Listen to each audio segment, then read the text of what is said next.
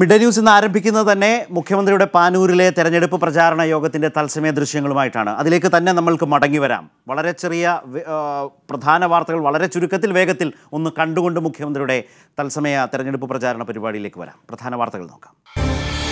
ലീഗിന് സ്വാധീനമുള്ള മണ്ഡലങ്ങളിൽ BJP കച്ചവടം ഉറപ്പിച്ചെന്ന് മുഖ്യമന്ത്രി. കേരളത്തിൽ BJP കോൺഗ്രസ് UDF ബന്ധം പൂർവാധികം ശക്തം. സുരേഷ് ഗോപിയുടെ പരാമർശം നാക്കുപിഴയല്ല. തലശ്ശേരിയിലും ഗുരുവായൂരിലും കാണുന്നത് കോലി ബി സഖ്യത്തിന്റെ വിശാല രൂപം. സുരേഷ് ഗോപി മനസ്സിലുള്ള കാര്യമാണ് തുറന്നു പറഞ്ഞതെന്ന് A. വിജയരാഘവൻ. ഇരട്ട വോട്ട് വിഷയത്തിൽ ചെന്നിത്തലയ്ക്കെതിരെ തെരഞ്ഞെടുപ്പ് കമ്മീഷന്റെ സത്യവാങ്മൂലം. ചെന്നിത്തലയുടെ പരാതി 11-ാം മണിക്കൂറിൽ. പിഴവ് ഒഴിവാക്കാനുള്ള അവസരങ്ങൾ ചെന്നിത്തല ഉപയോഗപ്പെടുത്തിയില്ലെന്നും തെരഞ്ഞെടുപ്പ് കമ്മീഷൻ. ഇരട്ട വോട്ടുള്ളവർ ഒരു വോട്ട് മാത്രമേ ചെയ്യുന്നുള്ളൂവെന്ന് ഉറപ്പുവരുത്തണമെന്ന് കമ്മീഷനോട് ഹൈക്കോടതി. ABVP പ്രതികളെ ന്യായീകരിച്ച് കേന്ദ്രമന്ത്രി പീയൂഷ് ഗോയൽ. ഝാൻസിയിൽ കന്യാസ്ത്രീകളെ ABVP പ്രവർത്തകർ ആക്രമിച്ചിട്ടില്ലെന്ന് കേന്ദ്രമന്ത്രി പീയൂഷ് ഗോയൽ. കേന്ദ്ര റെയിൽവേ മന്ത്രിയുടെ പ്രസ്താവന റെയിൽവേയുടെ മുൻ നിലപാട് തള്ളി. രാജ്യത്ത് 24 മണിക്കൂറിനിടെ 68,020 പേർക്ക് കോവിഡ്. 32,231 പേർക്ക് രോഗമുക്തി. 291 മരണം. ഹോളി ആഘോഷങ്ങൾക്ക് കർശന നിയന്ത്രണം.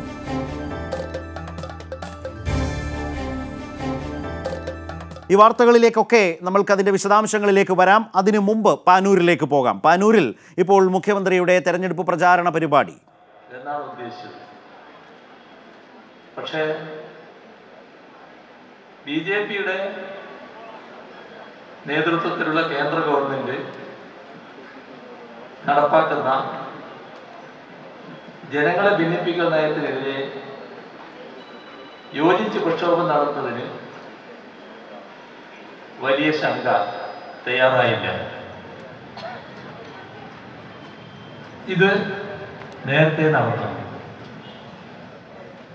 രാജ്യത്ത് ഈ സാഹചര്യം വന്നപ്പോൾ LDF സർക്കാർ പറഞ്ഞു പൗരത്വ നിയമ ഭേദഗതി കേരളത്തിൽ നടപ്പാക്കില്ല. അപ്പൊ ചിലർ അതെങ്ങനെയാണ് നിയമം നടപ്പാക്കാതിരിക്കുക എന്ന് ചോദിച്ചു. നിയമം നടപ്പാക്കില്ല എന്ന് പറഞ്ഞാൽ നടപ്പാക്കില്ല എന്ന് തന്നെയാണ് അർത്ഥം എന്നതിന് മറുപടിയും പറഞ്ഞു. ഇപ്പോ ഈ തെരഞ്ഞെടുപ്പൊക്കെ വന്നപ്പോ കേന്ദ്ര ആഭ്യന്തരമന്ത്രി അടക്കമുള്ളവര് ആവർത്തിച്ച് പറയുന്നു ഞങ്ങൾ നിയമ ഭേദഗതി നടപ്പാക്കാൻ പോവുകയാണ്. അപ്പോഴും LDF സർക്കാർ ആവർത്തിച്ച് പറഞ്ഞു ഞങ്ങൾ ഇവിടെ നിയമ ഭേദഗതി നടപ്പാക്കില്ല എന്ന്. ഇക്കാര്യത്തില് ഈ അടുത്ത ദിവസങ്ങളിൽ ചില പ്രശ്നങ്ങൾ ഉയർന്നു വന്നു.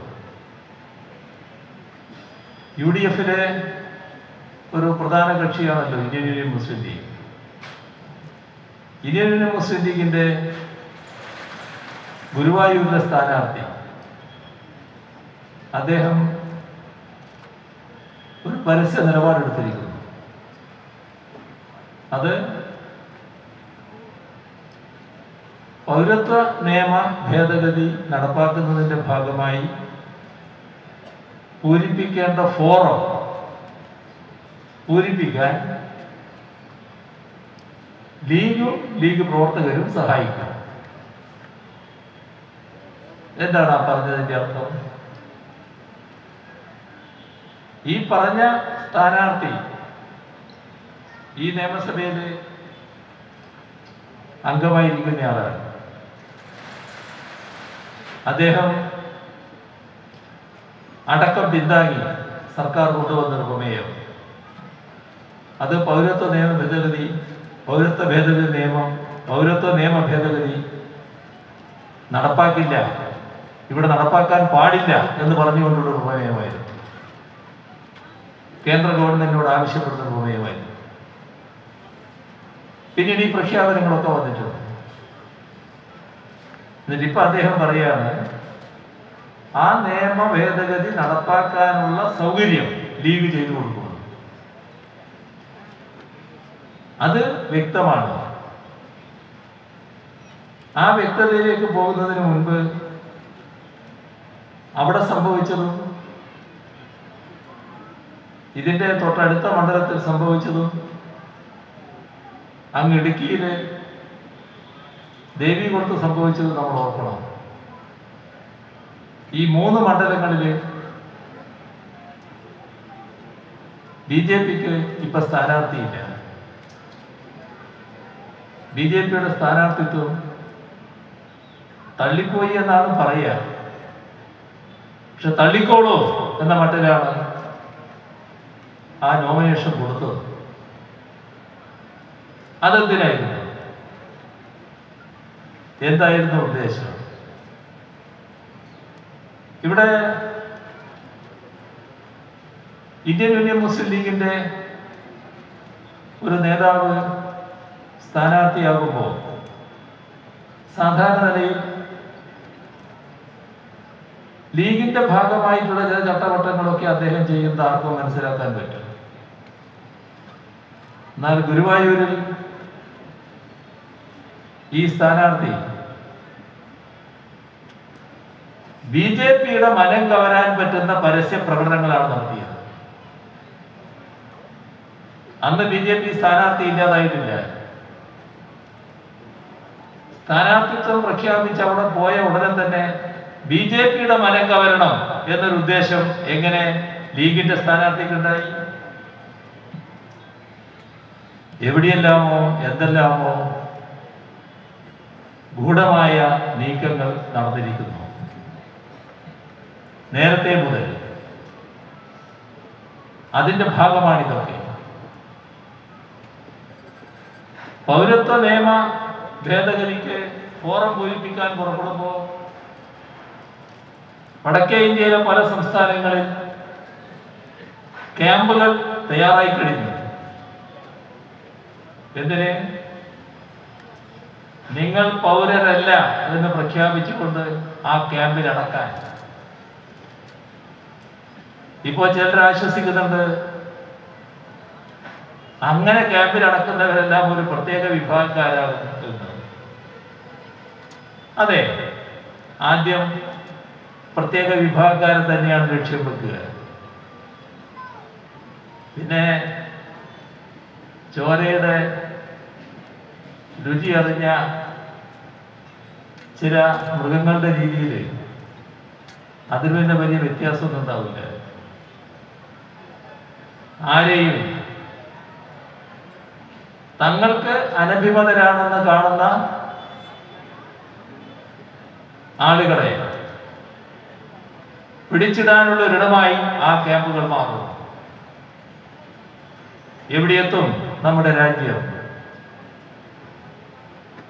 എവിടെയെത്തും നമ്മുടെ മതനിരപേക്ഷത? എന്തിന് കേരളത്തിലെ ലീഗ് ഇത്തരമൊരു നിലപാടെടുക്കുന്നു? ഇവിടെ ഇന്നലത്തോടുകൂടി വ്യക്തമായി BJPയുടെ പ്രധാനപ്പെട്ട നേതാവ് പരസ്യമായി പറഞ്ഞിരിക്കുന്നു,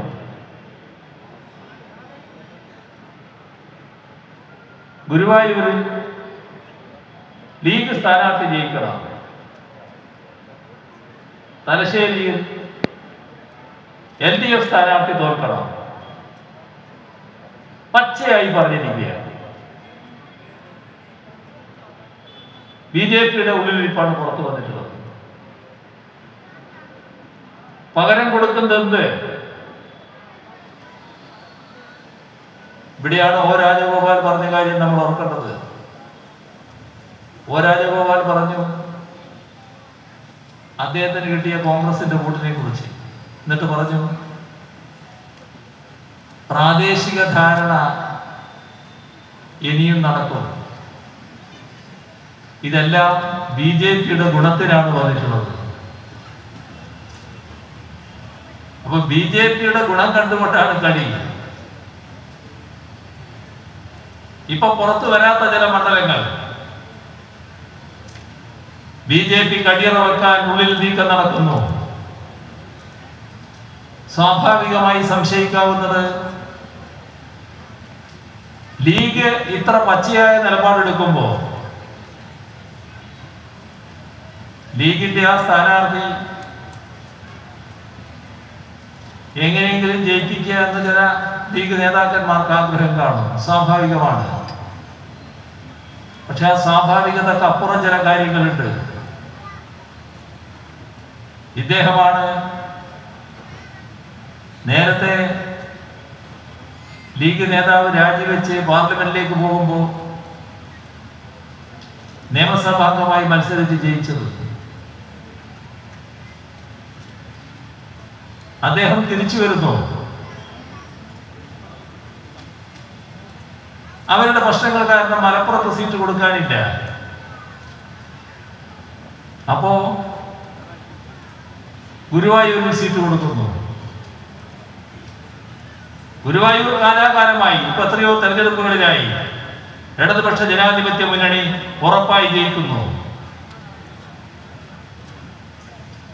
അപ്പൊ അവിടെ മത്സരിക്കാൻ പോകുക എന്ന് പറഞ്ഞാൽ ഉറപ്പ് പരാജയം, നല്ല പരാജയം അവിടെ ഏറ്റുവാങ്ങും. അത് സംഭവിക്കാതിരിക്കാൻ കൃത്യമായ ഉന്നതങ്ങളിലെ ഗൂഢാലോചന അരങ്ങേറിയിട്ടുണ്ടാകും. ബി.ജെ.പിക്ക് അവിടെ വോട്ട് മറച്ചു കൊടുക്കുന്നതിന് വിഷമമില്ല. പകരം നിങ്ങളെന്ത് തരും എന്ന് ലീഗുകാരോട് ചോദിക്കും, UDF-കാരോട് ചോദിക്കും. അതിന് ചില സീറ്റ് അവർ വാഗ്ദത്തം ചെയ്ത് കഴിഞ്ഞിട്ടുണ്ടാവും. അതിലൂഹിക്കാവുന്ന കാര്യം ലീഗിന് നിറഞ്ഞ സാന്നിധ്യമുള്ള, എന്നാൽ ബി.ജെ.പിക്കും നല്ല മത്സരമിടാൻ സാധ്യതയുള്ള മണ്ഡലമോ മണ്ഡലങ്ങളോ ഇതിന് പകരമായി നിങ്ങളെ ബി.ജെ.പിയെ ഞങ്ങൾ ലീഗും UDF-ഉം കോൺഗ്രസും ചേർന്ന് വിജയിപ്പിച്ചു കൊള്ളാം എന്ന വാക്ക് കൊടുത്തിട്ടുണ്ടാകും.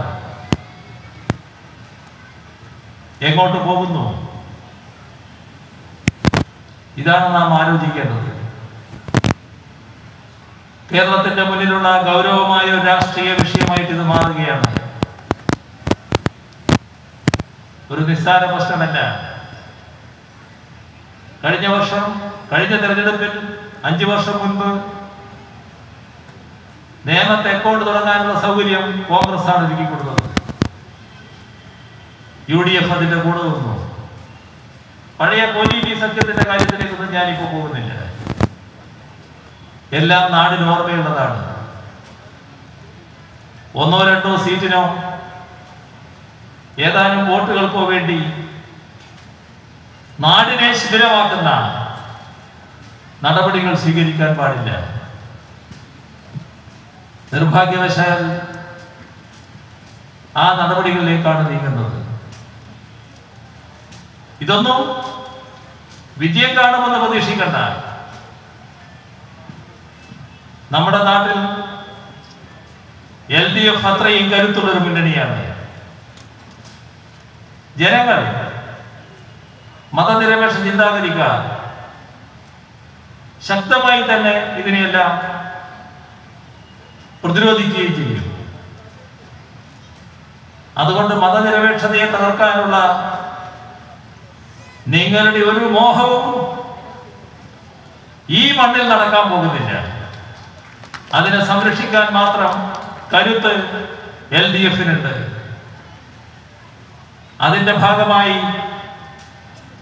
മതനിരപേക്ഷതയുടെ സംരക്ഷണത്തിനായി രക്തസാക്ഷിത്വം വഹിക്കേണ്ടി വന്ന ഒട്ടേറെ ധീരന്മാരുടെ മണ്ണാണിത്. അതും ഓർക്കണം.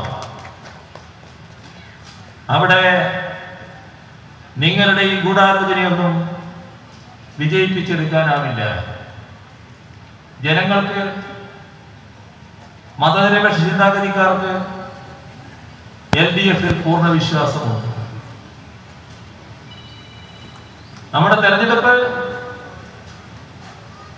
ഇന്ന് കേരളം ഒരു പ്രത്യേക തലത്തിലേക്ക് വളർന്നെത്തിയിരിക്കുകയാണ്. നാം നടത്തിയിട്ടുള്ള വികസന പ്രവർത്തനങ്ങൾ, ജനക്ഷേമ പ്രവർത്തനങ്ങൾ, കേരളത്തിന് നേരിടേണ്ടി വന്ന ഒട്ടേറെ ദുരന്തങ്ങൾ, ഇതിലെല്ലാം നാടും നാട്ടുകാരും വലിയ ഒരുമയോടെയാണ് സർക്കാരിനോടൊപ്പം അണിനിരന്നത്. അതിന്റെ ഭാഗമായാണ് ഓരോ മേഖലയും എല്ലാം കൂടി കേരളമാകെയും വിജയിച്ചു നിൽക്കുന്നത്. ഇനി ഇവിടുന്ന് നമ്മൾ എങ്ങോട്ട് പോകണം? LDF പറയുന്നത് കൂടുതൽ ഉയരങ്ങളിലേക്ക് പോകണം. ആധുനിക ലോകത്തിന്റെ പ്രത്യേകതകൾക്കനുസരിച്ച് നമ്മുടെ നാട് ലോകോത്തരമായി മാറണം. ഇന്നത്തെ ലോകത്ത് വികസിത രാഷ്ട്രങ്ങളോട് കിടപിടിക്കാവുന്ന ഒരു പുതിയ കേരളം, നവകേരളം നമുക്ക് പടുത്തുയർത്താനാവണം. പാനൂരിൽ മുഖ്യമന്ത്രിയുടെ തെരഞ്ഞെടുപ്പ് പ്രചാരണ പരിപാടിയിൽ അദ്ദേഹത്തിൻ്റെ പ്രസംഗം അവസാനിച്ചിരിക്കുകയാണ്. വളരെ വ്യക്തമായി തന്നെ നിലവിലെ രാഷ്ട്രീയ സാഹചര്യങ്ങളെക്കുറിച്ച് മുഖ്യമന്ത്രി സൂചിപ്പിക്കുകയുണ്ടായി. വർഗീയതയ്ക്കെതിരെ ഇപ്പോൾ ഇന്നലെ സുരേഷ് ഗോപി പറഞ്ഞ വാചകത്തിൽ അടങ്ങിയിരിക്കുന്ന കോൺഗ്രസ് BJP സഹകരണത്തിൻ്റെ പുതിയ സാധ്യതകൾ, അതിൻ്റെ വ്യാപനം എത്രമാത്രം എന്ന് സൂചിപ്പിക്കുകയുണ്ടായി. BJPക്ക് സ്ഥാനാർത്ഥിയില്ലാത്ത ഇടങ്ങളിൽ നേരിട്ടത് UDFന് സഹായകരമായി മാറുന്നു. പകരം BJPയെ UDF പലയിടങ്ങളിലും സഹായിക്കുന്നു. അതിന് അനുകൂലമാകും വിധത്തിൽ ഗുരുവായൂരിൽ KN ഖാദറിനെ പോലെയുള്ള UDF സ്ഥാനാർത്ഥി, മുസ്ലിം ലീഗ് നേതാവ് പല കാര്യങ്ങളും പറയുന്നതിലെ അപകടകരമായ അവസ്ഥകൾ, ഇതെല്ലാം ചൂണ്ടിക്കാട്ടിക്കൊണ്ടാണ് മുഖ്യമന്ത്രി രാവിലെ മുതൽ വാർത്താസമ്മേളനങ്ങളിലും ഓരോ തെരഞ്ഞെടുപ്പ് പ്രചാരണ യോഗത്തിലും ചൂണ്ടിക്കാട്ടിക്കൊണ്ടിരിക്കുന്നത്. കേരളത്തിൻ്റെ നിലനിൽപ്പിന് വർഗീയതയ്ക്കെതിരെ സന്ധിയില്ലാത്ത ഒരു വലിയ മുന്നേറ്റത്തിൻ്റെ വലിയൊരു ആവശ്യകതയെക്കുറിച്ചാണ് മുഖ്യമന്ത്രി തൻ്റെ പ്രസംഗത്തിൽ ഗൗരവമായി ഊന്നുന്നത്. അതുപോലെ തന്നെ ഭരണ തുടർച്ചയ്ക്ക്, നവകേരള സൃഷ്ടിക്കായി ഇപ്പോൾ നേടിയെടുത്തിട്ടുള്ള നേട്ടങ്ങളിൽ നിന്ന് മുന്നോട്ട് പോകേണ്ടുന്നതിൻ്റെ ആവശ്യകതയെയും അദ്ദേഹം വിശദീകരിക്കുകയുണ്ടായി. ഇനിയിപ്പോൾ മിഡ് ഡേ ന്യൂസിൽ മറ്റു വാർത്തകൾ കൂടി നമുക്ക് വേഗത്തിൽ കണ്ടുവരാം, അല്ലെങ്കിൽ അറിഞ്ഞുവരാം. ഉത്തർപ്രദേശിൽ മലയാളി കന്യാസ്ത്രീകളെ ABVP പ്രവർത്തകർ ആക്രമിച്ച സംഭവത്തിൽ പുതിയ ന്യായീകരണവുമായി കേന്ദ്ര റെയിൽവേ മന്ത്രി പീയൂഷ് ഗോയൽ രംഗത്ത് വന്നിരിക്കുകയാണ്. കന്യാസ്ത്രീകൾ ആക്രമിക്കപ്പെട്ടു എന്ന വാർത്ത അടിസ്ഥാനരഹിതമാണെന്നാണ് ഗോയൽ ഇപ്പോൾ പറയുന്നത്. വെറും ആരോപണം മാത്രമാണിതെന്നും പറയുകയുണ്ടായി. ഇപ്പോൾ കേരളത്തിൽ തെരഞ്ഞെടുപ്പ് പ്രചാരണത്തിനെത്തിയ കേന്ദ്രമന്ത്രിയാണ് ഇത്തരം വിചിത്രവാദവുമായി രംഗത്ത് വന്നിട്ടുള്ളത്. വിവരങ്ങളുമായി സാലി മുഹമ്മദ് ചേരുന്നു. സാലി, കേരളത്തെ സംബന്ധിച്ച് വലിയ ഞെട്ടലുണ്ടാക്കുന്ന ഒരു നിലപാടാണ് കേന്ദ്ര റെയിൽവേ മന്ത്രി എടുത്തിട്ടുള്ളത്. റെയിൽവേ മന്ത്രാലയത്തിൻ്റെ തന്നെ നിലപാടുകളെയും കണ്ടെത്തലുകളെയും മന്ത്രി ഇപ്പോൾ നിരാകരിക്കുന്നു. അതിൽ കൃത്യമായി വന്നത് ABVP പ്രവർത്തകരാണ് ഈ ആക്രമണത്തിന് പിന്നിൽ എന്ന് കൃത്യമായ വിലയിരുത്തലും ഒക്കെ മുന്നോട്ട് പോകുമ്പോൾ എന്താണ് ഈ കേന്ദ്രമന്ത്രി പറയുന്നത്?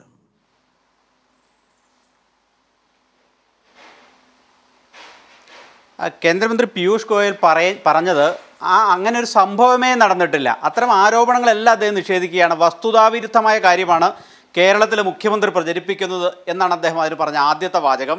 പിന്നീട് പറഞ്ഞത് ഇങ്ങനെ ട്രെയിനിൽ അവിചാരിതമായി ചില ആളുകൾ യാത്ര ചെയ്യുന്നു എന്ന് റെയിൽവേ പോലീസിന് വിവരം ലഭിച്ചതിൻ്റെ അടിസ്ഥാനത്തിൽ റെയിൽവേ പോലീസ് അവരുടെ രേഖകൾ പരിശോധിച്ചു. അവർ ജെന്യുവിൻ പാസഞ്ചേഴ്സാണെന്ന് ബോധ്യപ്പെട്ടു.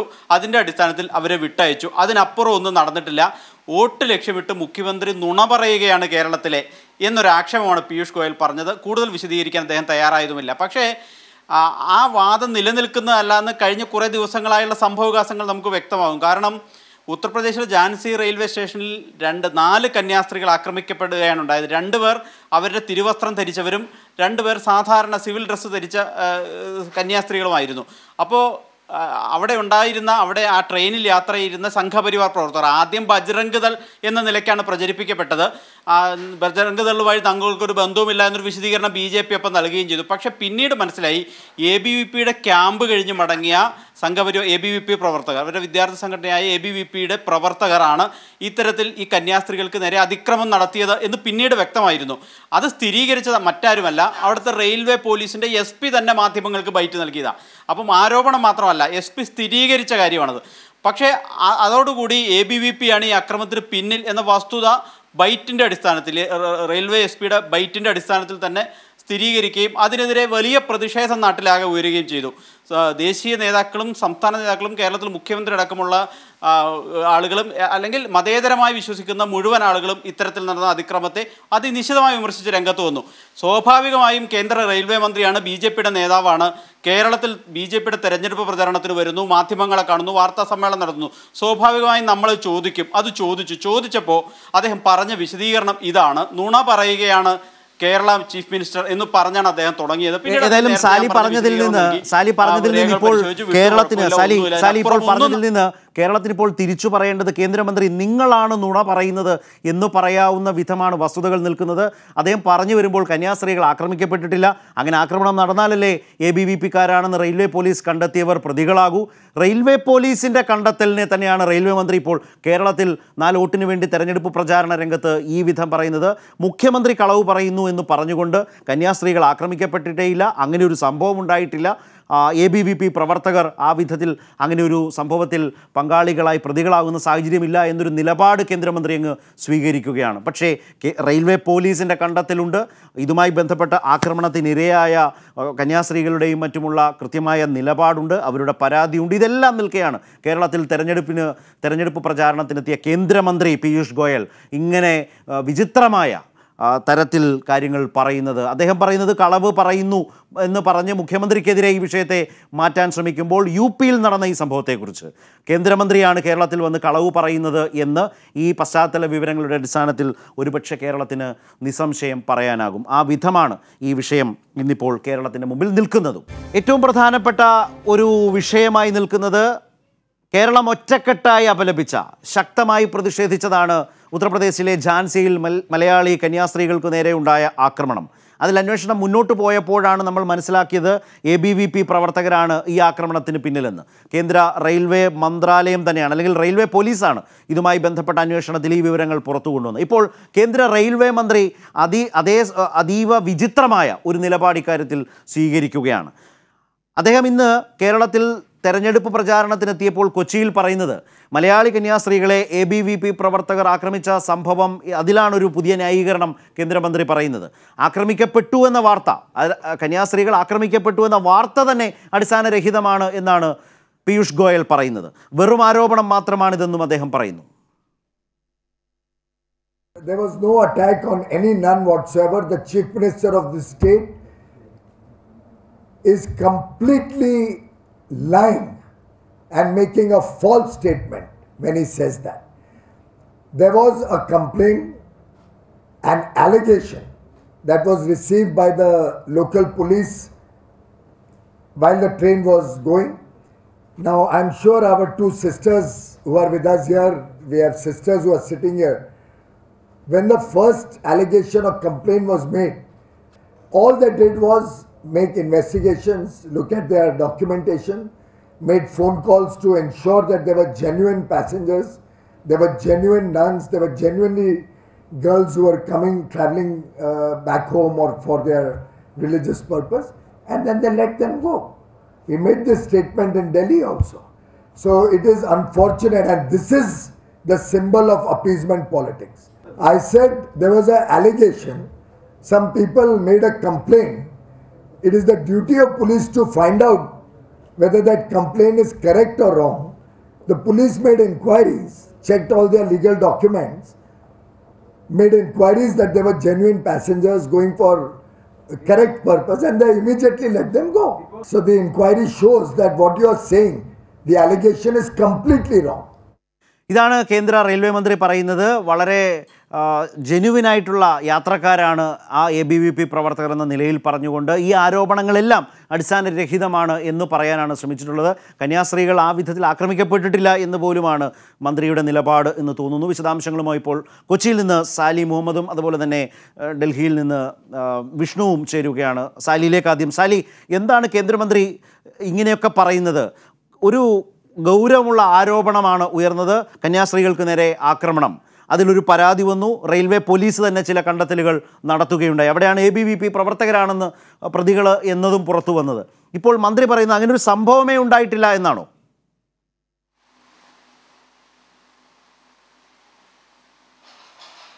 ശരത്ത്, തീർച്ചയായും വളരെ വിചിത്രമായൊരു വാദം കേന്ദ്ര റെയിൽവേ മന്ത്രിയുടെ ഭാഗത്തു നിന്നുണ്ടായിരിക്കുന്നു. ലോകം മുഴുവൻ ശ്രദ്ധിച്ച ഒരു സംഭവവികാസത്തിൽ അങ്ങനെ ഒരു സംഭവമേ നടന്നിട്ടില്ല എന്ന് മാധ്യമപ്രവർത്തകരുടെ മുഖത്ത് നോക്കി പറയുന്ന സാഹചര്യത്തിലേക്ക് കേന്ദ്ര റെയിൽവേ മന്ത്രി എത്തി ഇന്ന് കൊച്ചിയിൽ എന്നതാണ് വസ്തുത.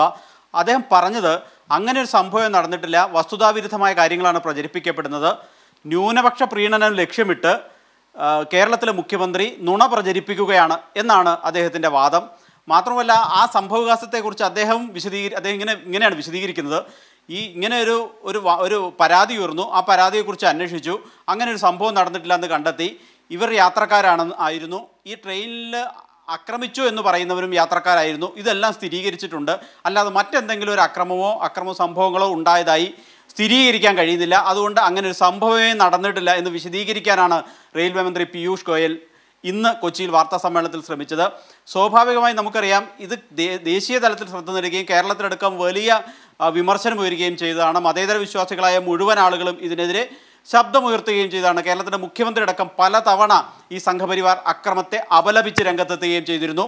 അതിൻ്റെയൊക്കെ പശ്ചാത്തലത്തിലാണ് സ്വാഭാവികമായും കേന്ദ്ര റെയിൽവേ മന്ത്രി കൂടിയായ BJP നേതാവ് കേരളത്തിൽ NDAയുടെ പ്രചരണത്തിനായി എത്തി. മാധ്യമങ്ങൾ കാണുമ്പോൾ സ്വാഭാവികമാണ് ആ ചോദ്യം ഉയരുക എന്നുള്ളത്.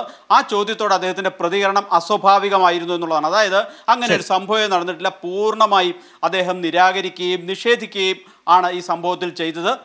ഏതായാലും കൂടുതൽ വിശദീകരണത്തിലേക്ക് അദ്ദേഹം ഒട്ട് കടക്കാൻ തയ്യാറായതുമില്ല. തീർച്ചയായും അദ്ദേഹം അത് പറഞ്ഞ് അവസാനിപ്പിക്കുന്നിടത്താണ് പ്രധാനപ്പെട്ട അന്വേഷണം ഇക്കാര്യത്തിൽ കേരളം ആരംഭിക്കുക. അദ്ദേഹം ഒരു തെരഞ്ഞെടുപ്പ് പ്രചാരണത്തിൻ്റെ പശ്ചാത്തലത്തിൽ ഈ ഒരു വോട്ട് സ്വാധീനിക്കുന്നതിന് വേണ്ടി, അല്ലെങ്കിൽ വോട്ട് കിട്ടാൻ വേണ്ടി, അല്ലെങ്കിൽ ഒരു അനുനയിപ്പിക്കാനോ, അല്ലെങ്കിൽ വെറുമൊരു രാഷ്ട്രീയ വർത്തമാനമാണ് പറയുന്നതെന്നൊക്കെ പറയാൻ വേണ്ടിയാണ്, മുഖ്യമന്ത്രിക്കെതിരെ പറയാൻ വേണ്ടി ഇത്തരം ഒരു വാദം പറയുന്നത്. പക്ഷേ യഥാർത്ഥ അന്വേഷണം അവിടെയാണ് തുടങ്ങുക. എന്താണ് സംഭവിച്ചത്? വിഷ്ണു, കേന്ദ്രമന്ത്രി ഇത് പറയുന്നത് കേട്ടാൽ മുഖ്യമന്ത്രി കളവ് പറയുന്നു എന്ന നിലയിൽ ആ വിഷയത്തെ ടേക്കപ്പ് ചെയ്ത മുഖ്യമന്ത്രിയെ കുറ്റപ്പെടുത്താനാണ് കേന്ദ്രമന്ത്രി ശ്രമിക്കുന്നത്. പക്ഷേ അതിൻ്റെ അർത്ഥം എന്താണ്? ആ കന്യാസ്ത്രീകളടക്കം കളവ് പറയുന്നു എന്നല്ലേ കേന്ദ്രമന്ത്രി പറയുന്നത്? അങ്ങനെ ഒരു സംഭവമേ അവിടെ ഉണ്ടായിട്ടില്ല എന്ന് പറയുമ്പോൾ ആ കന്യാസ്ത്രീകളെ വീണ്ടും ഈ കേന്ദ്രമന്ത്രി ആ അർത്ഥത്തിൽ അപമാനിക്കുകയാണ് എന്ന് വേണം കരുതാൻ. പരാതിക്കാരായ ആളുകളെ, അന്നുണ്ടായ സംഭവം എന്താണ്? പരാതിയിൽ ഉറച്ച് ശക്തമായ നിലപാടാണോ ആ യാത്രയിലുണ്ടായിരുന്ന കന്യാസ്ത്രീകൾ സ്വീകരിച്ചത്? പ്രതികളായി വന്നത് ABVP പ്രവർത്തകരാണ് എന്ന് റെയിൽവേ പോലീസിൻ്റെ കണ്ടെത്തൽ ഉണ്ടായിട്ടുണ്ടോ? ശരത്ത്, കഴിഞ്ഞ മാർച്ച് 19-നാണ് നിസാമുദ്ദീനിൽ നിന്നും ഒഡീഷയിലേക്ക് പോയിക്കൊണ്ടിരുന്ന കന്യാസ്ത്രീകൾക്കെതിരെ ഉത്തർപ്രദേശിലുള്ള ഝാൻസി റെയിൽവേ സ്റ്റേഷനിൽ വെച്ച് ഒരു അതിക്രമം ഉണ്ടാകുന്നത്. അവിടെ റെയിൽവേ സ്റ്റേഷനിൽ വെച്ച് ഈ ട്രെയിനകത്ത് കന്യാസ്ത്രീകൾ ഇരിക്കുമ്പോൾ 2 കന്യാസ്ത്രീകൾ അവർ തിരുവസ്ത്രത്തിൽ ആയിരുന്നില്ല. അതുകൊണ്ട് തന്നെ മതപരിവർത്തനം എന്നൊരു ആരോപണം ഉന്നയിച്ചുകൊണ്ടായിരുന്നു കന്യാസ്ത്രീകൾക്ക് നേരെ അതിക്രമം ഉണ്ടാകുന്നത്. അതിനുശേഷം ഇതിൻ്റെ ദൃശ്യങ്ങളടക്കം സമൂഹ മാധ്യമങ്ങളിൽ വരികയും ഇത്തരത്തിൽ ദൃശ്യങ്ങൾ പുറത്തു വന്ന സാഹചര്യത്തിലാണ് വലിയ തലത്തിൽ വിവാദങ്ങളിലേക്ക് വിഷയം പോവുകയും ചെയ്തു. അത്തരത്തിൽ വിവാദമായ സാഹചര്യത്തിൽ കേന്ദ്ര ആഭ്യന്തരമന്ത്രി അമിത്ഷാ ഉൾപ്പെടെയുള്ളവർ കൃത്യമായി തന്നെ ഒരു നിലപാട് സ്വീകരിച്ചത്. പ്രതികൾക്കെതിരെ നടപടി സ്വീകരിക്കുമെന്നൊരു നിലപാട് അമിത്ഷാ പോലും പറയുകയും ചെയ്തു. പക്ഷേ അതിനുശേഷമാണ് ഝാൻസി റെയിൽവേ SP-യുടെ ഭാഗത്തുനിന്നും നിർണായകമായിട്ടുള്ള ഒരു വെളിപ്പെടുത്തൽ പുറത്തു വന്നത്. അന്ന് ഝാൻസി റെയിൽവേ SP കൃത്യമായി തന്നെ മാധ്യമങ്ങളോട് പ്രതികരിച്ചത്. വിഷ്ണു, നമ്മളുടെ അടുത്തടക്കം ആ വിശദീകരണം ഉള്ളതാണോ റെയിൽവേ SP-യുടേത്? തീർച്ചയായിട്ടും ശരത്ത്, നമ്മുടെ കയ്യിലടക്കം റെയിൽവേ SP നയീം മൻസൂരി ഖാൻ്റെ ഒരു വിശദീകരണം ഉണ്ടായിരുന്നു. അത് നമ്മൾ നേരത്തെ തന്നെ ടെലികാസ്റ്റ് ചെയ്തിട്ടുമുണ്ട്. പ്രത്യേകിച്ച് SP കൃത്യമായി തന്നെ പറഞ്ഞിരിക്കുന്നത് ABVP പ്രവർത്തകരാണ് ആക്രമണത്തിന് പിന്നിൽ. ഋഷികേശിലെ ഒരു പഠന ക്യാമ്പിൽ നിന്നും മടങ്ങിയെത്തിയ ഒരു ABVP പ്രവർത്തകരാണ് ഈ ആക്രമണത്തിന് പിന്നിൽ എന്നുള്ളൊരു കാര്യം അദ്ദേഹം പറഞ്ഞിരുന്നു. പക്ഷേ അന്ന് അദ്ദേഹം കൂട്ടിച്ചേർത്തത് ഇതുവരെ ഔദ്യോഗികമായിട്ടൊരു പരാതി ലഭിക്കാത്തത് കൊണ്ട് എന്ത് ചെയ്യും എന്ന കാര്യത്തിൽ ഇപ്പോഴും എന്ത് ചെയ്യാൻ കഴിയുമെന്ന കാര്യം പരിശോധിച്ച് വരികയാണ് എന്നൊരു വിശദീകരണമായിരുന്നു റെയിൽവേ SP-യുടെ ഭാഗത്തുനിന്നുണ്ടായത്. പക്ഷേ അതിനുശേഷം തിരുഹൃദയ സഭ ഔദ്യോഗികമായി തന്നെ പരാതി കൈമാറിയിട്ടുണ്ട്. ഇപ്പോൾ അന്വേഷണം പുരോഗമിച്ചു വരികയാണെന്നും ദിവസത്തിനകം തന്നെ ഒരു റിപ്പോർട്ട് നൽകും എന്നതുമാണ് റെയിൽവേ ഈ പറഞ്ഞതാണ് ഈ കേസിൻ്റെ ഇപ്പോഴത്തെ അവസ്ഥ. അങ്ങനെ ഒരു അന്വേഷണം നടക്കുന്നു, അത്തരം ഉറപ്പുകൾ കുറ്റക്കാർക്കെതിരെ ഉണ്ടാകുമെന്ന് കേന്ദ്ര ആഭ്യന്തരമന്ത്രി അമിത്ഷായ്ക്ക് തന്നെ തെരഞ്ഞെടുപ്പ് രംഗത്ത് പറയേണ്ടി വന്നു. അതേപോലെ തന്നെ തെരഞ്ഞെടുപ്പ് രംഗത്ത് എത്തിയ റെയിൽവേ മന്ത്രിയാണ് പറയുന്നത് അങ്ങനെയൊരു സംഭവമേ ഉണ്ടായിട്ടില്ല. ഇത് സാലി, അവസാനമായ ഒരു കാര്യം കൂടി. ഇത് ക്രൈസ്തവ സഭാ നേതൃത്വത്തെ ഞെട്ടിപ്പിക്കുന്ന ഒരു നിലപാടായി അവരെടുക്കാനിടയില്ലേ? അവർക്ക് ശക്തമായ പ്രതിഷേധം ഉണ്ടാവാനിടയില്ലേ കേന്ദ്ര മന്ത്രിയുടെ പീയൂഷ് ഗോയലിൻ്റെ ഈ നിലപാടിൽ?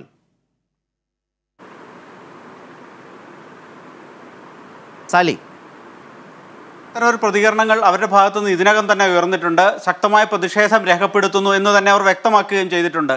പക്ഷെ നമ്മൾ ഈ സമകാലികമായ തെരഞ്ഞെടുപ്പിൻ്റെ ഒരു പശ്ചാത്തലത്തിൽ കൂടി ഇതിനെ കാണുമ്പോൾ നമുക്കറിയാം, കേരളത്തിലെ NDA BJP സഖ്യകക്ഷി പൊതുവിൽ ക്രൈസ്തവ ന്യൂനപക്ഷത്തെ കൂടി ഒപ്പം നിർത്തി തെരഞ്ഞെടുപ്പിൽ കൂടുതൽ വോട്ട് നേട്ടങ്ങൾ കൊയ്യാം എന്ന് പ്രതീക്ഷിക്കുന്ന ഒരു രാഷ്ട്രീയ കാലാവസ്ഥയാണ് കേരളത്തിലുള്ളത്.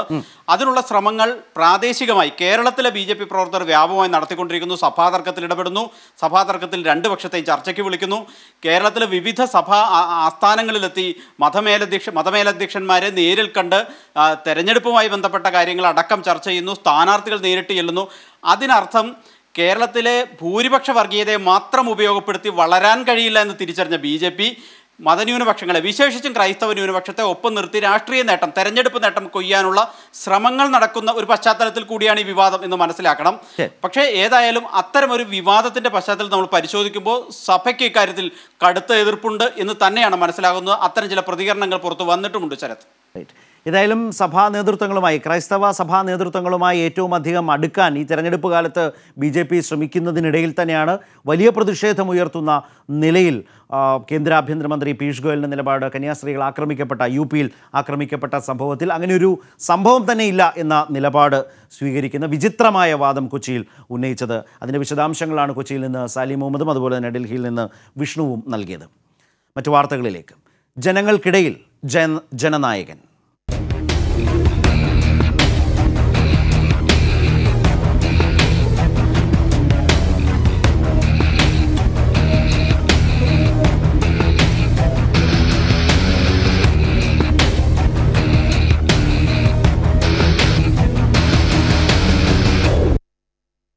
ഈ വാർത്തയിലേക്ക് പോകുമ്പോൾ തന്നെ ഫേസ്ബുക്കിൽ മിഡ് ഡേ ന്യൂസിൽ ഈ റിപ്പോർട്ടുകൾ കണ്ടുകൊണ്ട് വളരെ പ്രധാനപ്പെട്ട നിരീക്ഷണങ്ങൾ വരുന്നുണ്ട്. ശ്രീദേവിദാസൻ എഴുതുന്നത്, ജാഗ്രതയോടെ നേരിടേണ്ട അപകടകരമായ ഒരു സാഹചര്യമാണ്. മതേതരത്വത്തിന് പോറലേൽക്കുന്ന ഗൗരവമുള്ള വിഷയങ്ങളാണ് ഈ വിധം സംഭവിച്ചുകൊണ്ടിരിക്കുന്നത് എന്ന് ആളുകൾ വിലയിരുത്തുന്നു എന്നുള്ളതുകൂടി പ്രധാനപ്പെട്ടതാണ്.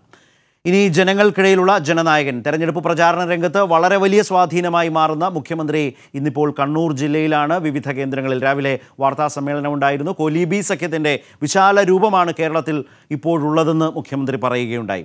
സുരേഷ് ഗോപി BJP സ്വീകരിക്കുന്ന നിലപാട് പറയുകയാണ് ചെയ്തതെന്നും മുഖ്യമന്ത്രി പറഞ്ഞു. 4 വോട്ടിനായി BJP സഖ്യമുണ്ടാക്കുന്നവർ നാടിനെ കാത്തുനിൽക്കുന്ന അപകടം തിരിച്ചറിയണമെന്ന് കോൺഗ്രസിന് മുഖ്യമന്ത്രി മുന്നറിയിപ്പ് നൽകി. തെരഞ്ഞെടുപ്പ് പ്രചാരണം കൊടുമ്പിരിക്കൊള്ളുമ്പോൾ കോലീബി സഖ്യമെന്ന വിമർശനം കടുപ്പിക്കുകയാണ് ഇടതുമുന്നണി. BJPക്ക് സ്ഥാനാർത്ഥികളില്ലാത്ത തലശ്ശേരിയിലും ഗുരുവായൂരിലും LDF സ്ഥാനാർത്ഥികൾ പരാജയപ്പെടണമെന്ന സുരേഷ് ഗോപിയുടെ പ്രസ്താവനയ്ക്കെതിരെ വിമർശനം ഉന്നയിച്ച് മുഖ്യമന്ത്രി ആരോപണത്തിന്റെ മൂർച്ച കൂട്ടി. ഇതൊരു നാക്കുപടിയായൊന്നും സംഭവിച്ചതല്ല. കോലീബി സഖ്യത്തിൻ്റെ വിശാലമായ ഒരു രൂപമാണിത്. നേരത്തെ അത് ചില മണ്ഡലങ്ങളിൽ മാത്രം ഒതുങ്ങി നിന്നായിരുന്നുവെങ്കിൽ ഇപ്പോൾ വലിയ തോതിൽ വ്യാപിപ്പിക്കാൻ തീരുമാനിച്ചിരിക്കുന്നു. നേമത്ത് BJP വിജയിച്ചപ്പോൾ തൊട്ടടുത്ത മണ്ഡലത്തിൽ കോൺഗ്രസ് വിജയിച്ചത് ഇരുവിഭാഗങ്ങളും ഈ ധാരണയുടെ ഗുണഭോക്താക്കളാണെന്നതിന്റെ തെളിവായി മുഖ്യമന്ത്രി ചൂണ്ടിക്കാട്ടി. പ്രളയകാലത്ത് കേന്ദ്ര സഹായം ലഭിക്കാത്തതിൽ കോൺഗ്രസോ BJPയോ ഒരക്ഷരം മിണ്ടാഞ്ഞത് ഈ ബാന്ധവം നേരത്തെ ആരംഭിച്ചതിന് സൂചനയാണെന്നും അദ്ദേഹം കൂട്ടിച്ചേർക്കുന്നു. ജയിക്കാൻ തൽക്കാലം BJP വോട്ട് വാങ്ങുന്ന UDFനുള്ള മുഖ്യമന്ത്രിയുടെ മുന്നറിയിപ്പ് ഇങ്ങനെ: നമ്മുടെ നാടിന് ഗുണം ചെയ്യുന്നതായിരിക്കില്ല ഇത്. ഈ മതനിരപേക്ഷത ദുർബലപ്പെടുന്ന അവസ്ഥയാണ് വരിക. വർഗീയ ശക്തിക്ക് കരുത്താർജിക്കാൻ കഴിഞ്ഞാൽ സംസ്ഥാനത്തെ വികസന പ്രവർത്തനങ്ങൾ കേന്ദ്ര സഹായം കൊണ്ട് മാത്രമാണെന്ന കുപ്രചരണത്തിന് ലൈഫ് പദ്ധതിയുടെ കണക്കുകൾ നിരത്തിയായിരുന്നു മുഖ്യമന്ത്രിയുടെ മറുപടി. സഹായങ്ങൾ സൗജന്യമല്ലെന്നും അവകാശമാണെന്നും ഓർമ്മപ്പെടുത്തി. ശബരിമലയെ രാഷ്ട്രീയ വിവാദങ്ങളിലേക്ക് വലിച്ചിഴക്കുന്ന മാധ്യമങ്ങളടക്കമുള്ളവർക്ക് മറുപടി ശക്തമായ ഭാഷയിലായിരുന്നു. നിങ്ങൾ വിചാരിക്കുന്നത് ശബരിമല ശബരിമല ശബരിമല ശബരിമല ശബരിമല എന്ന് പറഞ്ഞുകൊണ്ടിരുന്നാൽ വോട്ട് ഇങ്ങനെ അറന്നറന്ന് വരുന്നതാണ്. അത് തദ്ദേശ സ്വയംഭരണ തെരഞ്ഞെടുപ്പിൽ നോക്കിയില്ലേ? എന്തെങ്കിലും ഗുണം കിട്ടിയോ? അനുഭവത്തിൽ നിന്ന് പഠിക്കാൻ തയ്യാറാകണം. സ്പീക്കർക്കെതിരായ ആരോപണങ്ങളെ മുഖ്യമന്ത്രി തള്ളി. സ്വർണ്ണക്കടത്ത് അന്വേഷണം വഴിമാറിയത് BJPക്ക് വേണ്ടപ്പെട്ടവരിലേക്ക് അന്വേഷണം എത്തുമെന്ന സാഹചര്യമുണ്ടായതിനാലാണ്. ഗോസിപ്പുകൾ കൊണ്ട് ഞങ്ങളുടെ പൊതുജീവിതം തകർക്കാനാകില്ലെന്നും മുഖ്യമന്ത്രി പറഞ്ഞു. News desk, Kairali news. ഏതായാലും പ്രധാനപ്പെട്ട ഒരു വാർത്ത, അതിൻ്റെ വിശദാംശങ്ങളിലേക്ക് മിഡ് ഡേ ന്യൂസിൽ തന്നെ വരാനാകും. അരി വിതരണം തുടരാം എന്നുള്ളതാണ് ഏറ്റവും പ്രധാനപ്പെട്ട വാർത്ത. ഹൈക്കോടതി അത്തരമൊരു നിർദ്ദേശവും അനുമതിയും നൽകിയിരിക്കുന്നു. അന്നം മുടക്കുന്നത് ആര് എന്ന വളരെ പ്രധാനപ്പെട്ട ഒരു ചോദ്യം കേരളത്തിനകത്ത് ഇതിനോടകം രൂപപ്പെട്ടിരുന്നു. ആ വിധം അരി വിതരണം തെരഞ്ഞെടുപ്പിലാക്കി വോട്ടിലാക്കിയാണ് സംസ്ഥാന സർക്കാർ ഈ അരി വിതരണം നടത്തുന്നത് എന്ന നിലപാട് പ്രതിപക്ഷ നേതാവ് സ്വീകരിക്കുകയായിരുന്നു. ആ നിലപാട് പിന്നീട് രേഖാമൂലമുള്ള പരാതിയായി കമ്മീഷന് നൽകുന്നതിന് ഒക്കെയാണ് പ്രതിപക്ഷ നേതാവ് ഒരു നിലപാട് സ്വീകരിച്ചത്. അങ്ങനെ നീങ്ങിയതോടുകൂടിയാണ് ആ വിഷയത്തിൽ തെരഞ്ഞെടുപ്പ് കമ്മീഷൻ ഈ അരി വിതരണം അടക്കം തടയുന്ന നിലപാട് സ്വീകരിച്ചത്. പക്ഷേ സംസ്ഥാനത്ത് അരി വിതരണം തുടരാം എന്നുള്ള ഏറ്റവും പ്രധാനപ്പെട്ട നിലപാട്, അതുപോലെ തന്നെ ഭക്ഷ്യക്കിറ്റുകൾ കോവിഡ് പ്രതിസന്ധി കാലത്ത് തുടങ്ങി ഇടവേളകളില്ലാതെ തുടർച്ചയായി എല്ലാ മാസവും 88 ലക്ഷം വീടുകളിലെത്തുന്ന ഭക്ഷ്യക്കിറ്റ്, ആ ഭക്ഷ്യക്കിറ്റിൻ്റെ ഈ മാസത്തെ പ്രത്യേകത ഈസ്റ്റർ, വിഷു ഒക്കെ കടന്നു വരുന്നു എന്നുള്ളതാണ്.